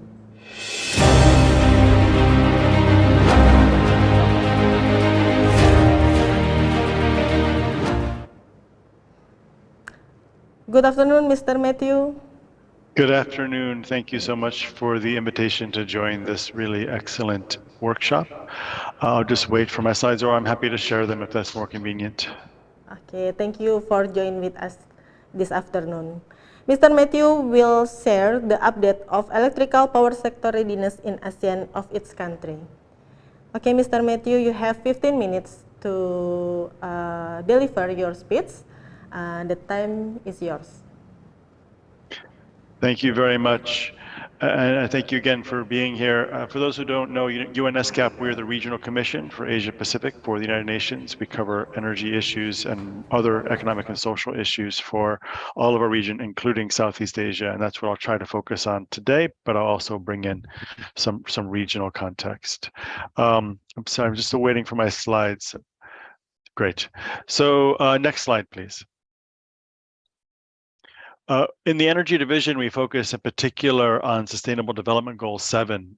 Sustainable Development Goal 7 focuses on access to modern and affordable energy resources for all. And we try to maintain regular track of how we are doing as a region on meeting the SDG 7 targets. And I can say, broadly speaking, SDG 7 is on better footing than many of the other SDGs for our region. But nevertheless, we're not on track in the Asia Pacific region to meet the SDG 7 targets. Where we have seen really great progress and where we do think we are currently on track to meet our 2030 goals is in expanded access to electricity. We are on track to meet universal access within the next few years, and also increased international financial support to developing countries for R&D in our region. That's been expanding, which is great news for longer term future net zero goals, including what we're discussing today. However, we are not seeing a strong progress in renewable electricity capacity per capita, and in total, the renewable energy share in total energy consumption unfortunately has been declining in the past few years. This is a negative trend that we absolutely must reverse, not only to meet 2030 targets, but to meet net zero energy targets more broadly. Next slide. So I wanted to start by just looking a little bit at electricity production in ASEAN, because I think that sets a really important story for the context for this net zero energy discussion. Electricity production in this region has been growing in many countries, and most countries, but not all, but most countries, over the past couple of decades. And in particular, we're seeing a lot of growth in some of the more rapidly developing economies in this region, which is great news, because that means that access to electricity is expanding, but also the use of electricity to support industrialization, economic growth more generally. Next slide. If we look per capita, though, we see a slightly different story in many countries where demand growth, or production rather, of electricity per capita has been relatively flat for many of the countries, not all countries. But the reason we see this is because it's not surprising, but electricity demand growth is very heavily tied to population growth. And so as populations grow, of course, demand will grow. It's also very heavily tied to economic growth, though, which is why where we do see increasing demand for electricity or production of electricity per capita, it's in the countries that have been more rapidly growing over the past couple of decades. And that's really important, too, because we think that electricity demand and GDP growth are linked in the near term, but in the long term, we would expect to see decoupling, which is why, for example, we see in Singapore a relatively flat production per capita, despite Singapore having grown in its economy over the same period. This is sort of the trajectory that we expect most countries in ASEAN to eventually reach, but whether they will reach that in the next few years or next few decades is going to vary from country to country, and not necessarily a single story either, because it will depend a significant amount on the level of industrialization. It will see a level of services in the economy, and other uses for electricity beyond just the typical ones, for example, household growth. Next slide. Looking a little bit more broadly at the region, we are seeing just a growing role for renewable energy overall. We've seen stagnation in the past decades, but if you look in the last few years, and I apologize, the chart might be slightly hard to read because it covers a couple of decades, but there really was a sea change in the role of modern renewables in the Asia Pacific just in the last decade. Growth in terms of percentage of the power system or energy system was quite flat for most of the past 2 decades, but around 10 years ago, we've seen a real shift away from the use of traditional renewables, which would be biomass, for example, used for cooking, towards the use of renewables for providing many, many services. However, the growth in non-renewable energy resources has grown more rapidly. in most of these years, which is why despite this shift, and I think a really important shift towards the use of modern renewables, we're still seeing overall a decline in the share of renewables in energy demand. That's really important that we break this trend going forward and begin to see a shift away from the use of non-renewables towards renewable energy resources. And if you look at where the demand for these resources have been coming from, primarily we're seeing a growth in renewable electricity. This is not surprising given what we've already been hearing about the role of solar and wind. But it also means that there's potential significant opportunity to grow, not only within the power sector by shifting away from the use of non-renewables to generate electricity, but also both through electrification and also through the use of renewables, for example, in heating and in transport in other forms. But I'll come back to that in a few slides. Next slide, please. It's also important to emphasize, however, that this is not a universal story across our region. And in particular, while we've seen significant growth in the use of renewable electricity generating capacity in higher income countries, we're not seeing the same in lower middle or low income countries. Lower middle, we've seen some growth, but actually low income countries, we've seen decline over the past couple of decades. And that's really problematic because we really need to address this issue in all countries, not only wealthier countries, which means we really need to in the coming years to focus a lot on ensuring that we are increasing the deployment of renewable electricity generating capacity in these countries where we know that demand is going to grow because we know the economies are going to grow. I mean, the good news is many of these economies are on a trajectory in the future towards becoming upper middle or at least wealthier countries.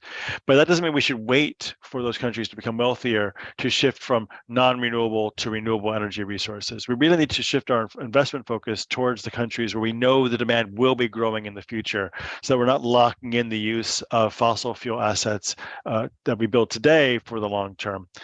Next slide.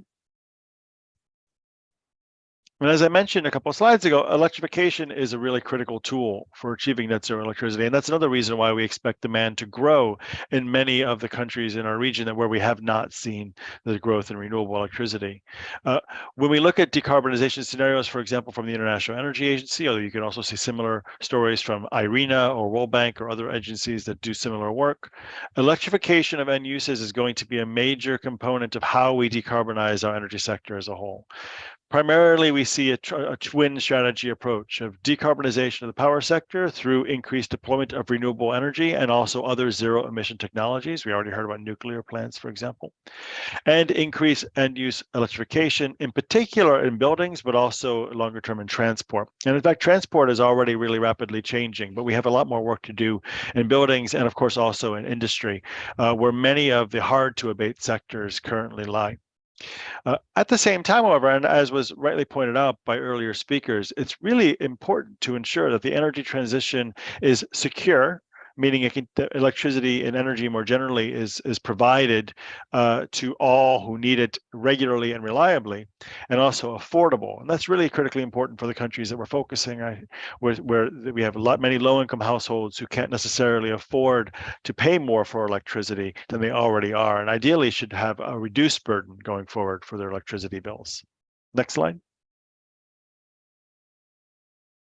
I wanted to talk about one strategy that we at SCAP are focusing a lot on in terms of how to enable increasing shares of renewable integration in power systems while also meeting the twin needs of reliability or secure provision of electricity and also the affordable provision of electricity. And this is power system connectivity. Looking at those three areas of the triangle that were outlined by a previous speaker, we see a great opportunity for power system connectivity to improve the economics of power systems by enabling, for example, access to lower cost resources, to improve the security of energy resources, of power systems through, for example, increasing resource diversity, and the sustainability, as I mentioned, through the increase of integration of renewable energy, for example, by enabling the integration of wind and solar through resource smoothing, or by access to regions with high renewable energy potential that may be far from demand centers. At the same time, however, we see many challenges that are slowing or delaying the use of power system connectivity as this kind of a tool. Political will, for example. In ASEAN, we actually see a great example of a significant political will towards the increased use of power system connectivity, for example, through the development of the ASEAN power grid, as Akbar just demonstrated.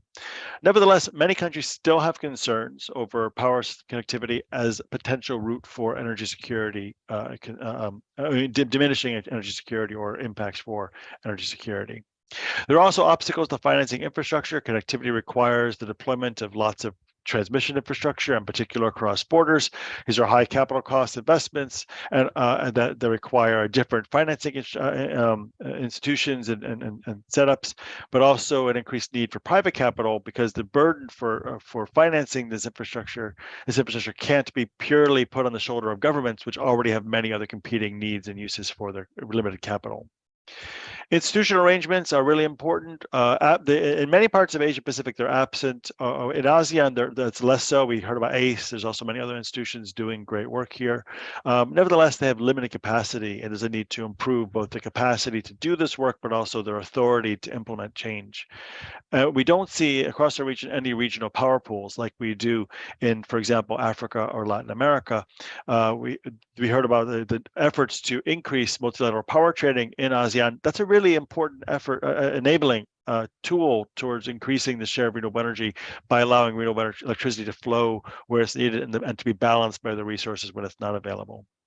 We also need to ensure that connectivity is better aligned with sustainability. Right now, there's a limited link between connectivity efforts and renewable energy, but we see that increasing, but we know more work can be done. Next slide. At ESCOP, we approach this topic through a guiding document, which is our regional roadmap on power system connectivity. This document was endorsed by all of our member states in 2021, including all the member states that are in Southeast Asia. It has 9 strategies, but I won't go through them all. Rather, I'll just say they sort of cover four broad categories. There are strategies on planning, to increase the coordination and development of cross-border power system planning. There's a strategy focusing on financing and development of cross-border infrastructure. There's operational strategies to ensure that when these grids are integrated, that they are operated in a way that is secure and efficient. And there are some cross-cutting ones, like political will and building trust, like the need for intergovernmental agreements, capacity building, and as I mentioned already, the need to ensure coherence and connectivity with sustainable development. Next slide. Regional collaboration is critical, not only for power system connectivity, but also for ensuring that the energy systems evolve towards net zero energy. And so you can actually think about this as not only a reason why we want to integrate power systems across borders, but also an opportunity to share experiences that would allow countries to move more rapidly towards higher shares of renewables than they already have been, even without power system connectivity as part of that toolkit. We see sort of 5 building blocks towards regional collaboration as a way of enabling effective power connectivity and overcoming obstacles. Coordinated planning is a critical one. AIMS 3 is an excellent example of exactly how that kind of planning is being done in ASEAN. Knowledge exchange and capacity building. We try to work with ACE and others to develop trainings and to organize workshops. This workshop itself is a great example of knowledge exchange, but we need more of these, not only within regions like ASEAN, but also between ASEAN and other regions. Coordinated or joint procurement is a great way of lowering costs. Small capital constrained utilities might find it easier to deploy renewable energy if they can take advantage of larger economies of scale by, for example, joining forces with other utilities either within a country if they exist or across borders. Harmonizing standards is really critical, not only in the power connectivity side, but across the energy system as a whole. So not only to enable more integration across borders, but also to, for example, enable the growing share of energy efficiency that we know we need through the procurement of energy efficient appliances, or by allowing electric vehicles to cross borders so that if I'm charging my car in Thailand, I can also charge it in Laos or Cambodia.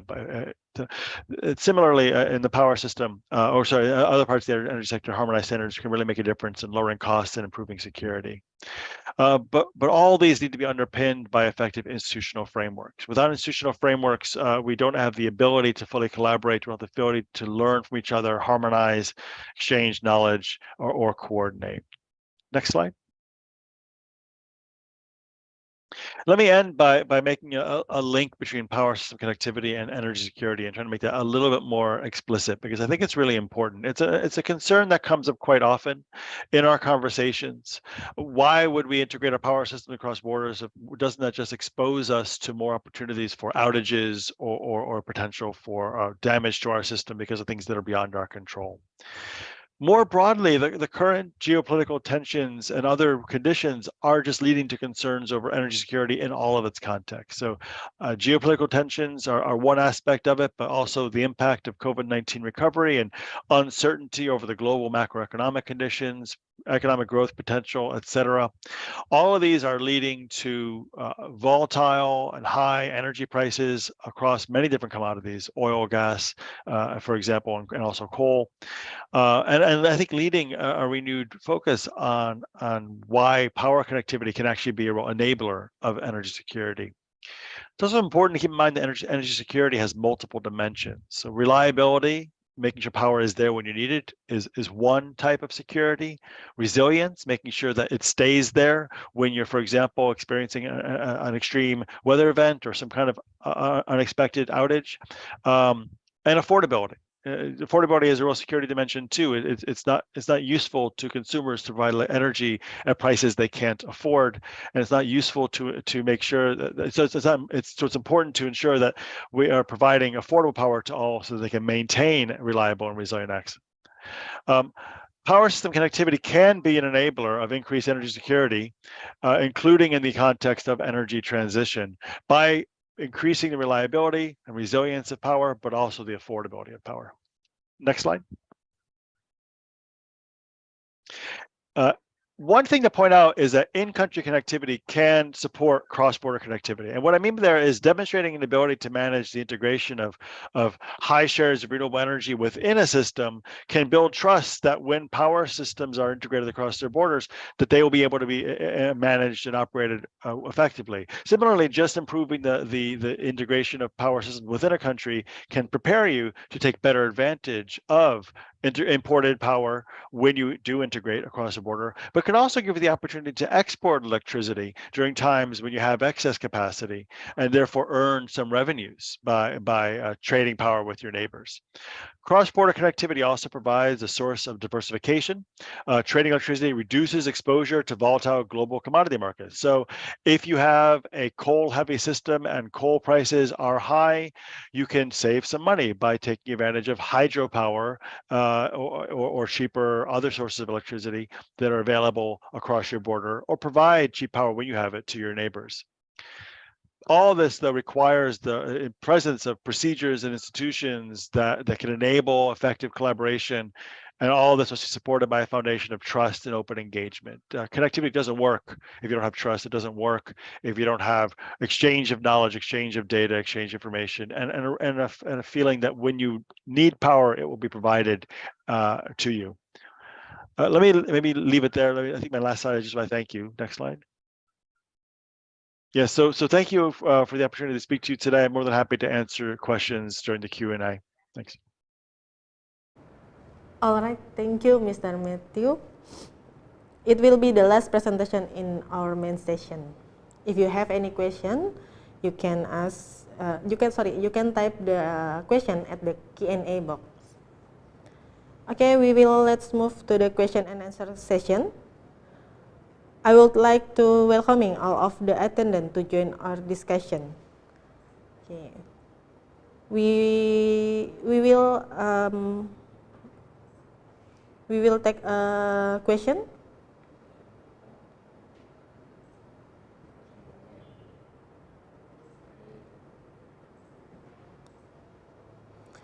The first question is for Matt and Akbar.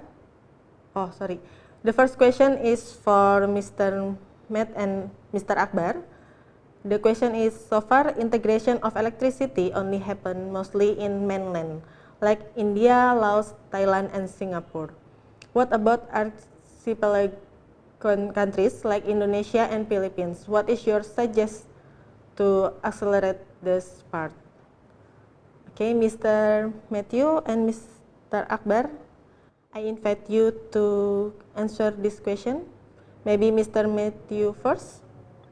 Sure, it's a really great question, so thank you for asking it. I think that it's absolutely the case. You're right to point out that where we have seen the most progress in power connectivity, not only in ASEAN, but in other parts of the world as well, it's been between countries where they share physical borders with each other. Nevertheless, I think we're seeing a renewed interest and opportunity for integration among islands, archipelagic countries like Indonesia and other island systems, primarily because of declines in technology costs and also improvements in the technologies themselves beyond just technology costs.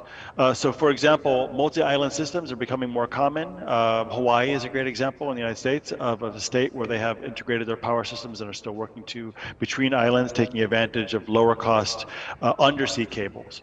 We're also seeing many more projects with longer undersea cables being developed. The longest right now is between the UK and Norway, over 700 kilometers. But I've even seen now proposals for projects that would connect mainland India to the Maldives. That's a really interesting example of one because the Maldives, the demand is relatively low. And so historically, the economic value of a long distance cable wasn't there because the cable was just too expensive. But the costs have come down to the point where it actually makes economic sense to consider building a long distance, in this case about, I think, another 700 kilometers, maybe 800 kilometers or so, between mainland India and the Maldives. And you can even imagine then kind of going beyond that to other similar efforts being used in an ASEAN context to interconnect islands with Indonesia, islands with the Philippines, and the Philippines and Indonesia to other countries within Southeast Asia. So maybe I'll pause at that and let Akbar respond as well. Okay, thank you, Mr. Matthew. Thank you very much. Now I will move to Mr. Akbar. May I respond? I'm sorry, I cannot hear you. Okay, Mr. Akbar? I'm afraid yeah. Can you hear me now? Can you? Yes. Okay, I can hear you. Okay. As addition to what Matthew has just conveyed, that it is true that currently the interconnection of mostly happening in the mainland of the ASEAN. But however, this because of the challenge and the risk to connect in the subsea is more higher compared to the mainland itself, where there is also include the more advanced technology where currently are maybe still expensive compared to the overhead interconnection. But we as the catalyst of the 10 ASEAN member states are currently trying to minimize this risk. We have set the priority to connect first from Peninsular Malaysia to Sumatra as one of the first gateway of the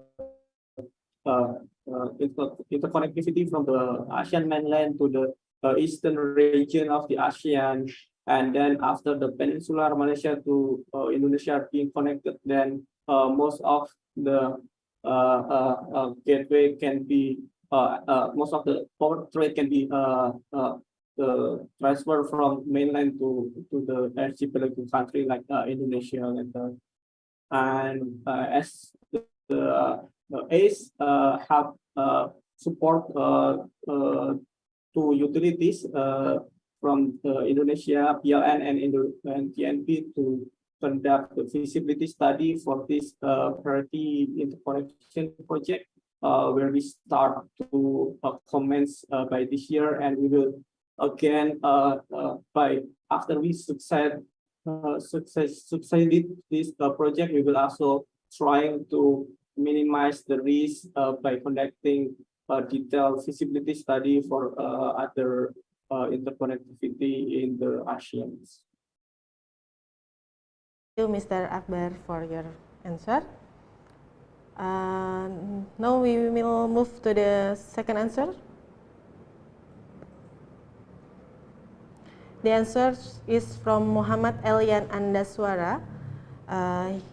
He make a question to Mr. Zainal Arifin.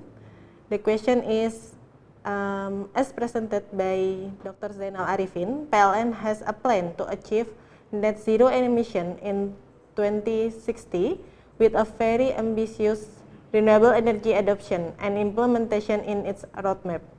However, with many renewable energy that are intermittent, a new problem will arise where the net energy supply demand instability or the dark curve phenomenon will arise. Has PLN anticipated this problem? What strategy does PLN have technically or regulatory? Because Mr. Zainal is leave this conference early, we will invite Mr. Gigi and Mr. Ihsan to answer this question. Mr. Ihsan, can you please first answer this question?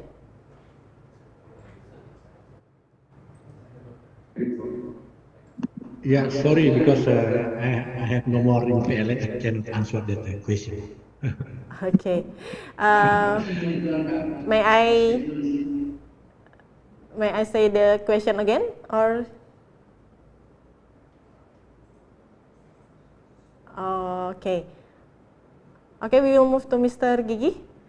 Can you help us to answer this question?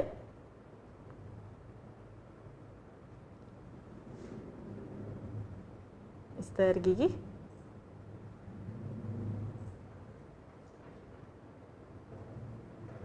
Okay. Could I perhaps try to, I obviously would not speak on behalf of PLN, but I could perhaps offer one small answer to that question. I think it really is important. I think what the question is really raising is that the power systems that operate with high shares of renewables look very different than power systems that we've used traditionally. You can't control when the wind blows. You can't control when it's a cloudy day. And it's true that, for example, solar power will all tend to operate at the same time within a limited geographic area because they're all exposed to the sun at the same time, which gives you that duck curve phenomenon. But if you look around the world, you've seen lots of great experiences where countries are managing power systems with very high shares of renewable energy. And they do that through a number of different techniques.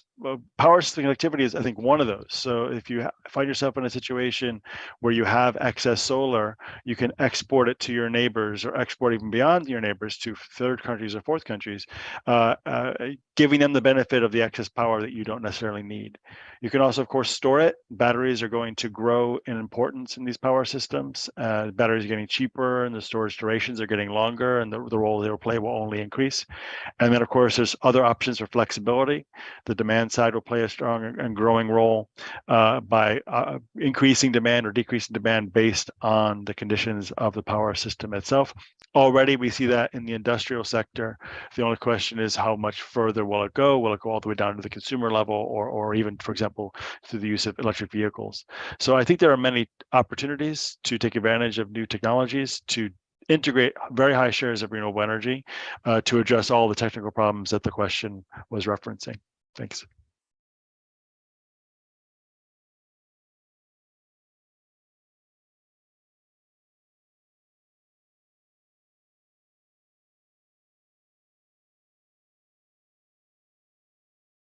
Deliver to Mr. Matthew.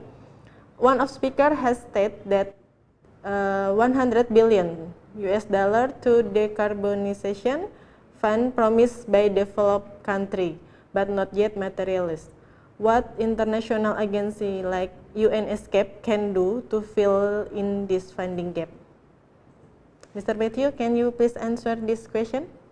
Yes, thank you for the question. It is absolutely right to point out that the promised $100 billion has not yet been fulfilled, and we are trying in our limited capacity to improve the situation.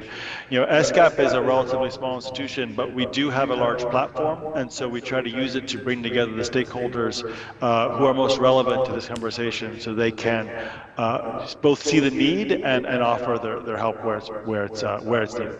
So, for example, in August, we organized a forum, a climate finance forum, where we brought projects together to be presented to the investor community, and we asked different projects in different sectors: electric vehicles and and EV charging infrastructure, transmission infrastructure, non-energy projects in the agricultural sector, all projects that need and could benefit from increased climate finance or private finance, but which have not, for various reasons, been able to get access to that financing yet, or maybe which have but need more. So we first brought those projects together and had a discussion around them in the context of that meeting, and then a selection of those projects was brought forward to the COP, which was held in Egypt this past year, and then presented to a network of financiers through the GFANZ network, the Global Financial Action Network for Net Zero. And that's one example of how we're trying to meet this particular question is by we can't raise the money ourselves, but we can try to take the projects and the opportunity and put it in front of the investors and the community that we know has the money, but maybe hasn't seen the opportunity yet.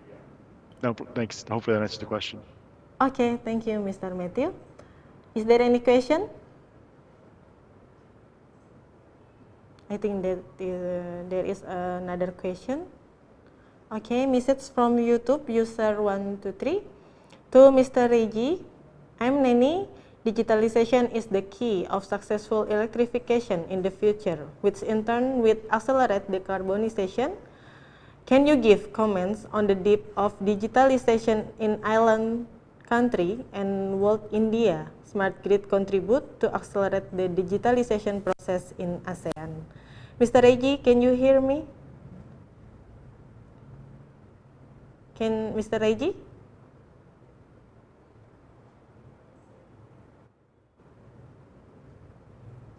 Mr. Reggie, can you hear me? Can you please answer this question?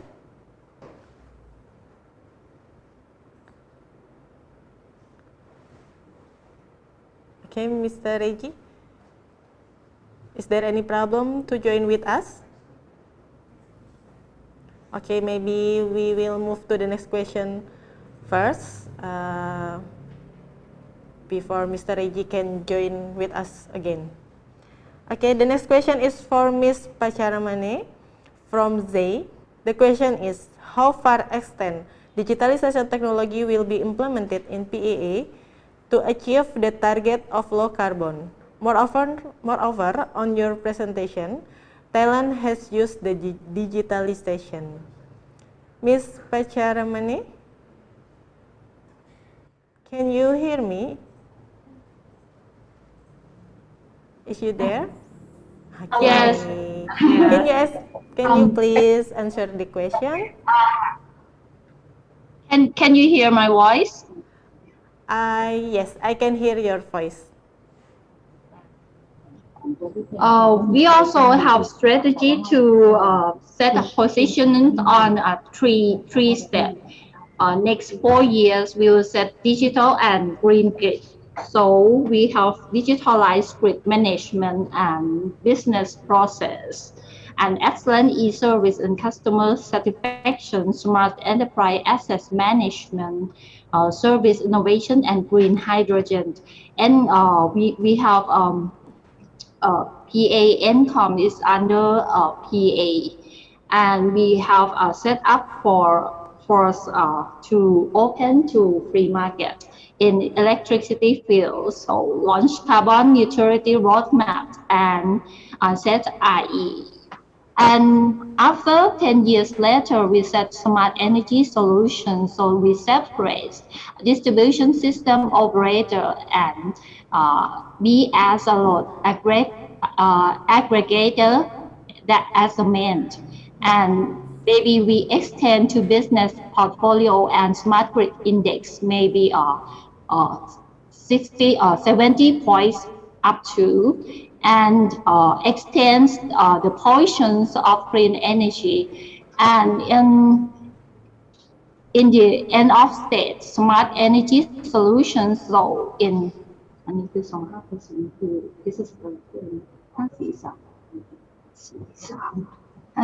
maybe 2037, we set a target to be utility for all carbon neutrality, virtual utility best practice smart grid index. That's our final point.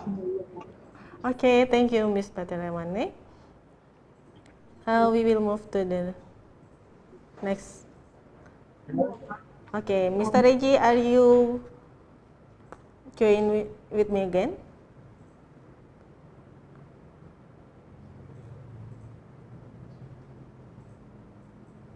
Mr. Reggie, are you in there?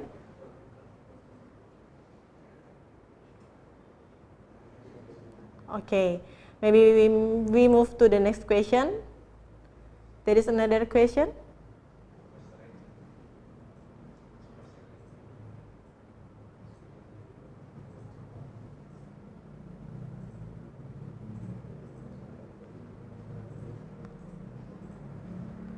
Okay, we're still waiting for the Mr. Reggie to join again with me, with us. Sorry. Okay, Ms. Patiramane, maybe this question is for you. From the presentation, you have conveyed about the program that will be carried out to achieve the net zero emission. I do not see the CFPP early retirement program. Is CFPP still being used until 2060? Hello. Ms. Patiramane? Do you have, may I one question again? Somebody is asking some question to me from the program. Yes, may I extend the CFPP is responsible for electricity generating authority of Thailand. That's part for their responsibility because our utility is a part of distribution systems. So this program not involved for my organization. Okay, thank you, Sorry, thank you, Miss. Okay, Mr. Reggie, are you in there?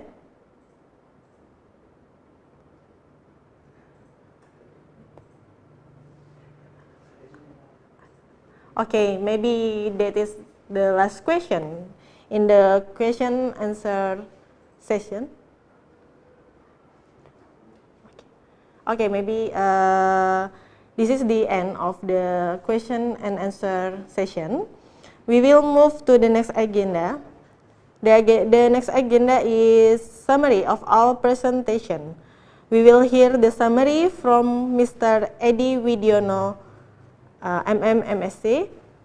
Mr. Edi Widiono is founder and supervisory board, Indonesia Smart Grid Initiative, and he was President Director of State Electricity Company, PT PLN Persero, 2001 until 2008. I will invite Mr. Edi Widiono to join with me in here. Please welcome Mr. Edi Widiono.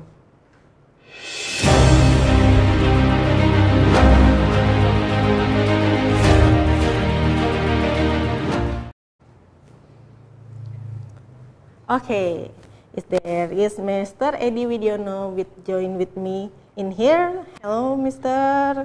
How are you? I'm fine, thank you, Rita. This is a very busy day today, yeah? Oh yes, this is a busy day. What do you think about our discussion today? Is it interesting? Yeah, it's a remarkable discussion presented by good people with a lot of knowledge about the topics. So I think we learned a lot from this. Yes, I think that too. Okay, Mr. Edi Widiono, I will invite you to give a summary about our discussion today. Okay, thank you. Let me start the summary of this program today with a reminder that's been stated by the speaker that Asia Pacific is home of 5 out of the 10 largest emitters, and by 2050 our energy requirement will be 2.5 times, 2.5 fold. So we are big emitters, and our energy consumption will increase as well. And also a reminder that Asia Pacific are not on track to meet the Sustainable Development Goals target number 7. RE, renewable energy share, is declining. So this is a stark reminder to us that there are a lot of things that we need to be done to overcome this. Countries are struggling to increase renewable electricity, and therefore system connectivity that provide opportunity to access lower cost resources, to increase economies of scale, to lower reserve margins, and to enable integration of the potential on economic security as well as sustainability need to be urgently developed. Supergrid, supported by domestic grid, is a necessary infrastructure to realize and to reap the benefit of multilateral power market. We note from the remark from our friend Reggie that electrification is the main road for decarbonization, and it should cover transportation, cooking sector, industry, cooling, heating, and agriculture.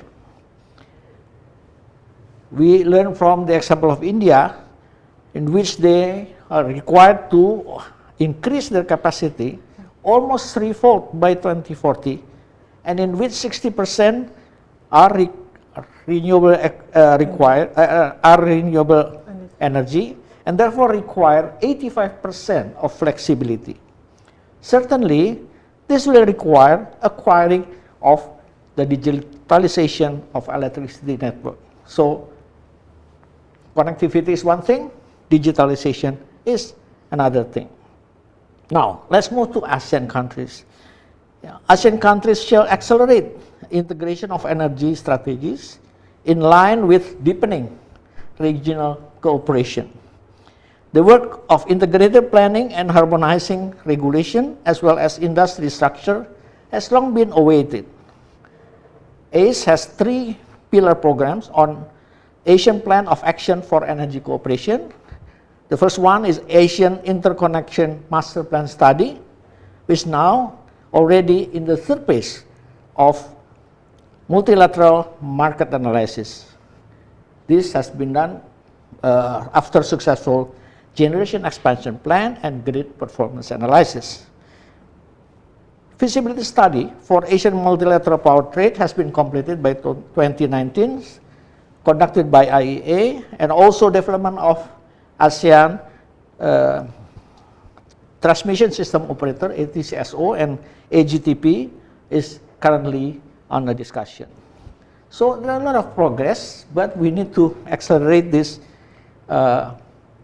progress further. International support for energy transition, like the scheme of Just Energy Transition Program and ASEA Zero Emission Community, could become a platform for technology as well as financing support for energy transition in ASEAN. Last but not least, 2 countries, Indonesia and Thailand, have seen customer engagement as also a key effort for decarbonization. I hope that's summary reflect what we discussed today. And again, I shall stress that this is a remarkable day because we discuss thoroughly what it needs to be done in the short term and even in the medium and long term ahead of us to achieve our net zero emission target. Okay, thank you so much, Mr. Edi, for your summary.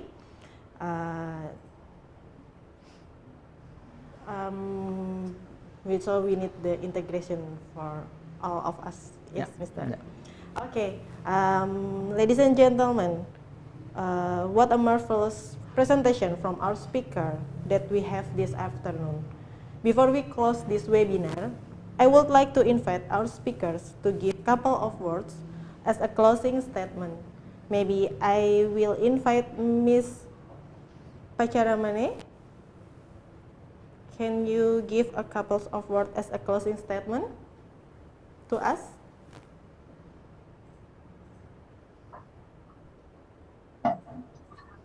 Okay.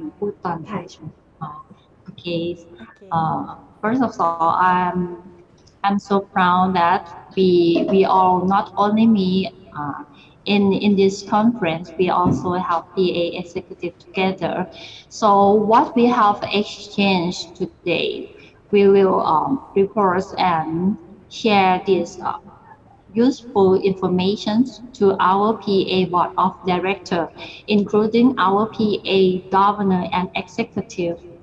Maybe some of your ideas or a guideline to net zero emissions will be useful for Thailand to adopt and make it better for a better life together with our world. Thank you.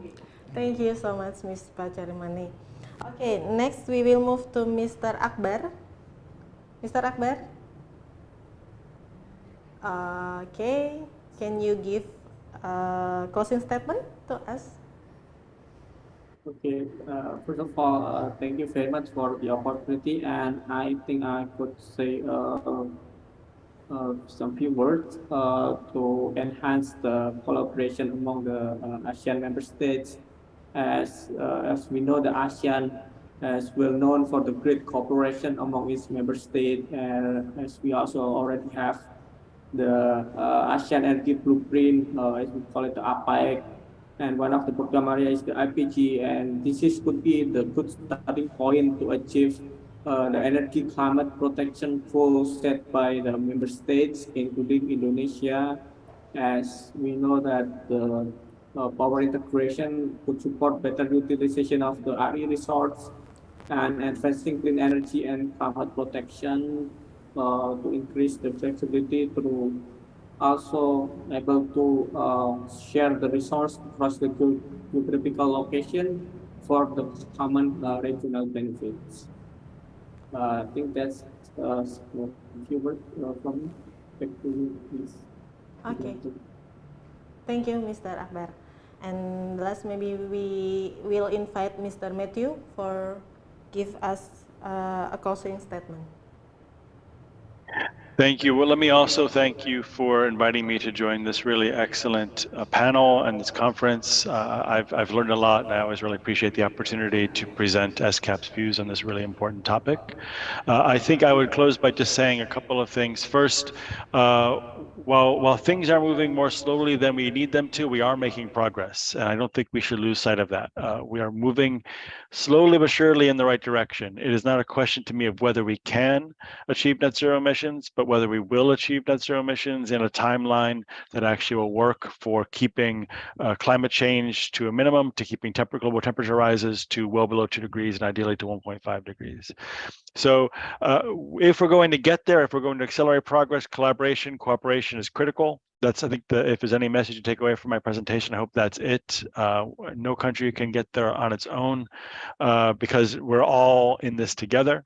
So we all need to work together to accelerate progress, to achieve these targets, achieve these goals. And I would just also emphasize that we as the United Nations stand ready to work with any and all member states in ASEAN and elsewhere to accelerate and enable the energy transition in a way that is fair, equitable, just, and sustainable for all. Thank you. Thank you very much, Mr. Matthew. Ladies and gentlemen, we will take a documentation from our discussion today. I will invite Mr. Matthew, Mr. Akbar, and Ms. Pacharamane and Mr. Gigi to take a documentation. Maybe you can open your camera.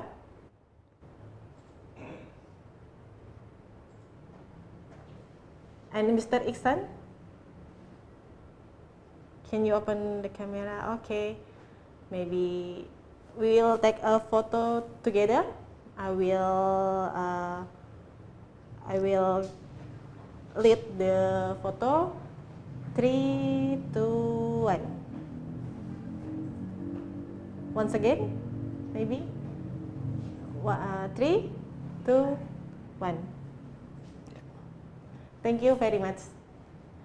Okay, ladies and gentlemen, this is the end of our discussion today. I will say thank you very much for our speakers, Mr. Edi, and our attendees for joining in this conference. See you in the next event. Salam PJCI. Salam Smart Grid. Thank you very much. Thank you, Ms. Pataromani. Thank you, Mr. Akbar. Thank you, Mr. Hasan. Thank you, Mr. Matthew. Thank you, Mr. Edi.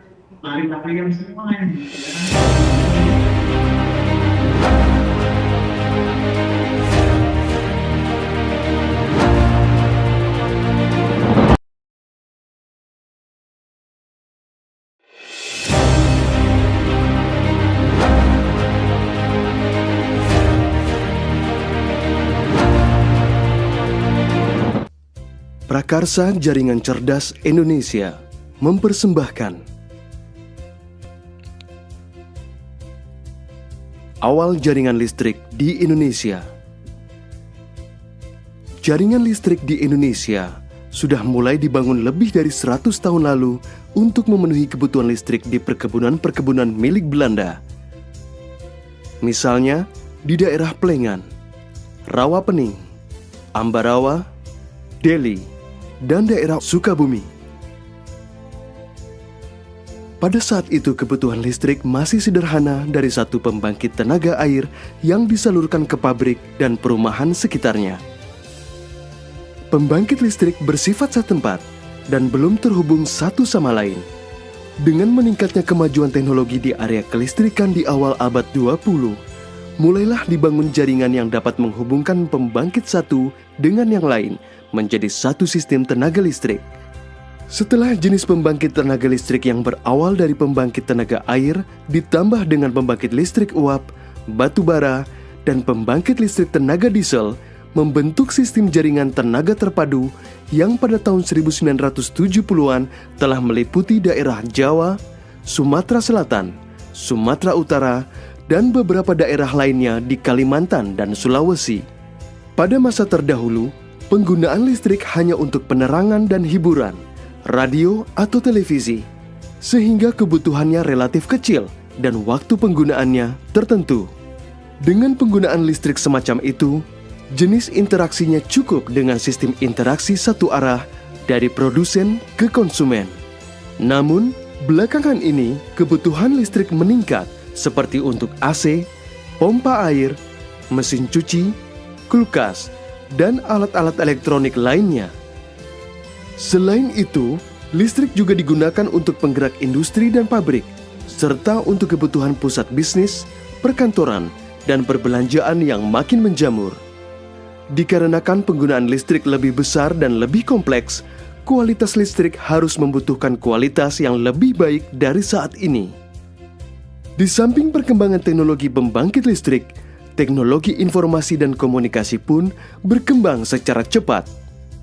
Teknologi informasi dan komunikasi adalah peran komunikasi terpadu dan integrasi telekomunikasi atau saluran telepon dan sinyal nirkabel, komputer, serta perangkat lunak perusahaan yang diperlukan, middleware, penyimpanan, dan sistem audiovisual yang memungkinkan pengguna untuk mengakses, menyimpan, mengirimkan, dan memanipulasi informasi. Perpaduan kedua teknologi tersebut berkembang pesat melampaui bidang teknologi lainnya.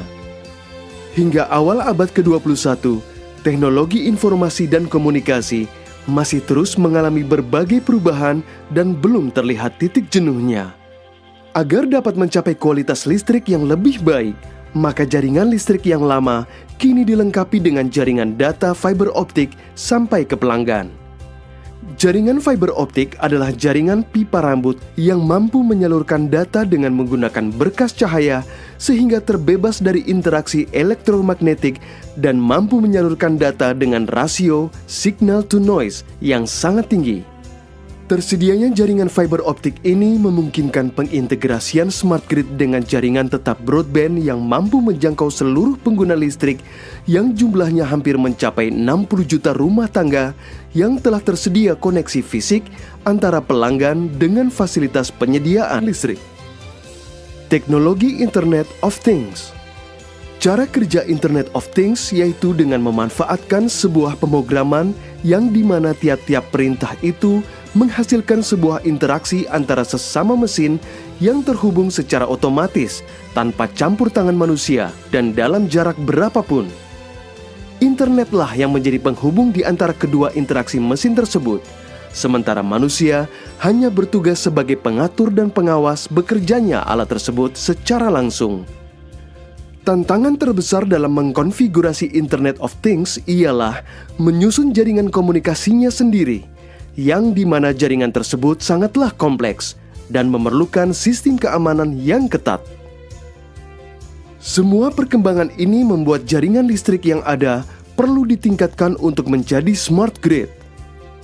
Smart grid adalah jaringan listrik cerdas yang mampu mengintegrasikan aksi-aksi atau kegiatan dari semua pengguna, mulai dari pembangkit sampai ke konsumen dengan tujuan agar lebih efisien, berkelanjutan, ekonomis, dan suplai listrik yang aman.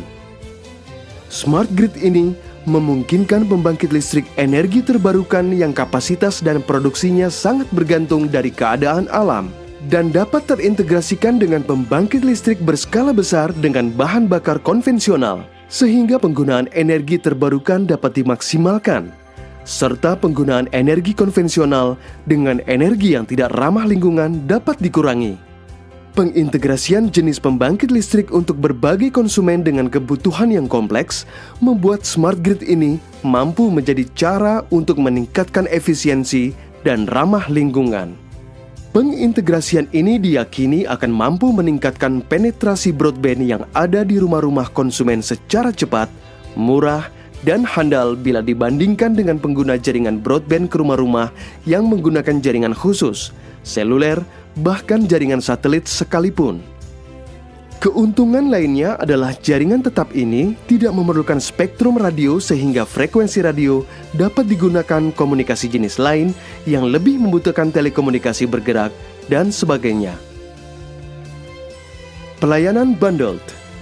Pelayanan bundled merupakan paket pelayanan jasa yang tepat dan efektif untuk meningkatkan potensi pelanggan dan mengurangi biaya iklan, pemasaran, serta biaya lainnya yang terkait. Smart Grid memperkenalkan fitur komunikasi dua arah, di mana produsen dan konsumen saling bertukar informasi mengenai kemampuan dalam penyediaan dan kebutuhan listrik.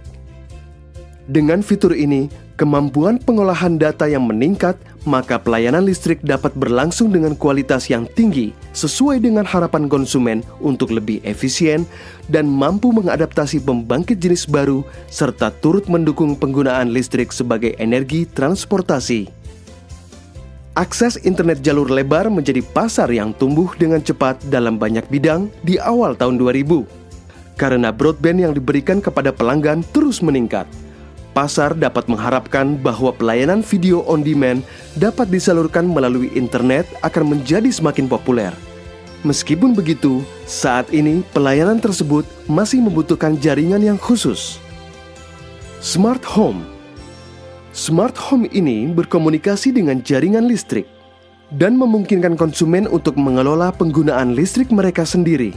Caranya adalah dengan lebih sering mengukur konsumsi listrik rumah melalui smart meter.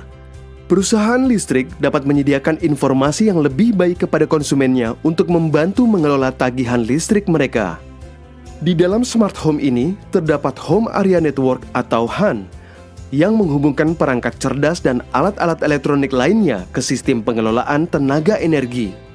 Peralatan dan perangkat cerdas akan menyesuaikan jadwal nyala mereka untuk mengurangi permintaan kebutuhan listrik pada jaringan di waktu yang penting, serta dapat menurunkan tagihan listrik konsumen. Perangkat cerdas ini dapat diatur dan dijadwalkan melalui web atau jaringan TV. Smart City adalah pengembangan dan pengelolaan kota dengan pemanfaatan teknologi informasi dan komunikasi untuk menghubungkan, memonitor, dan mengendalikan berbagai sumber daya yang ada di dalam kota dengan lebih efektif dan efisien untuk memaksimalkan pelayanan kepada warganya serta mendukung pembangunan yang berkelanjutan. Telework ini difasilitasi oleh Groupware, jaringan virtual privat, panggilan konferensi, video conferencing, dan voice over IP atau VoIP. Akan sangat efisien dan bermanfaat bagi perusahaan manakala karyawannya diperbolehkan bekerja dengan jarak jauh. Hal ini bisa membuat perusahaan bisa menekan pengeluaran dan mendapat pemasukan. Sebagaimana koneksi internet saat ini sudah menjadi sangat jamak di masyarakat, semakin banyak karyawan memiliki bandwidth yang memadai di rumah untuk digunakan sebagai sarana penghubung mereka dengan fasilitas internet kantor dan jaringan telepon internal. Smart Grid merupakan integrasi pada bidang teknologi, khususnya antara teknologi informasi dan komunikasi dengan teknologi di bidang kelistrikan dalam merespon dengan cepat kebutuhan listrik di abad 21 ini. Terima kasih.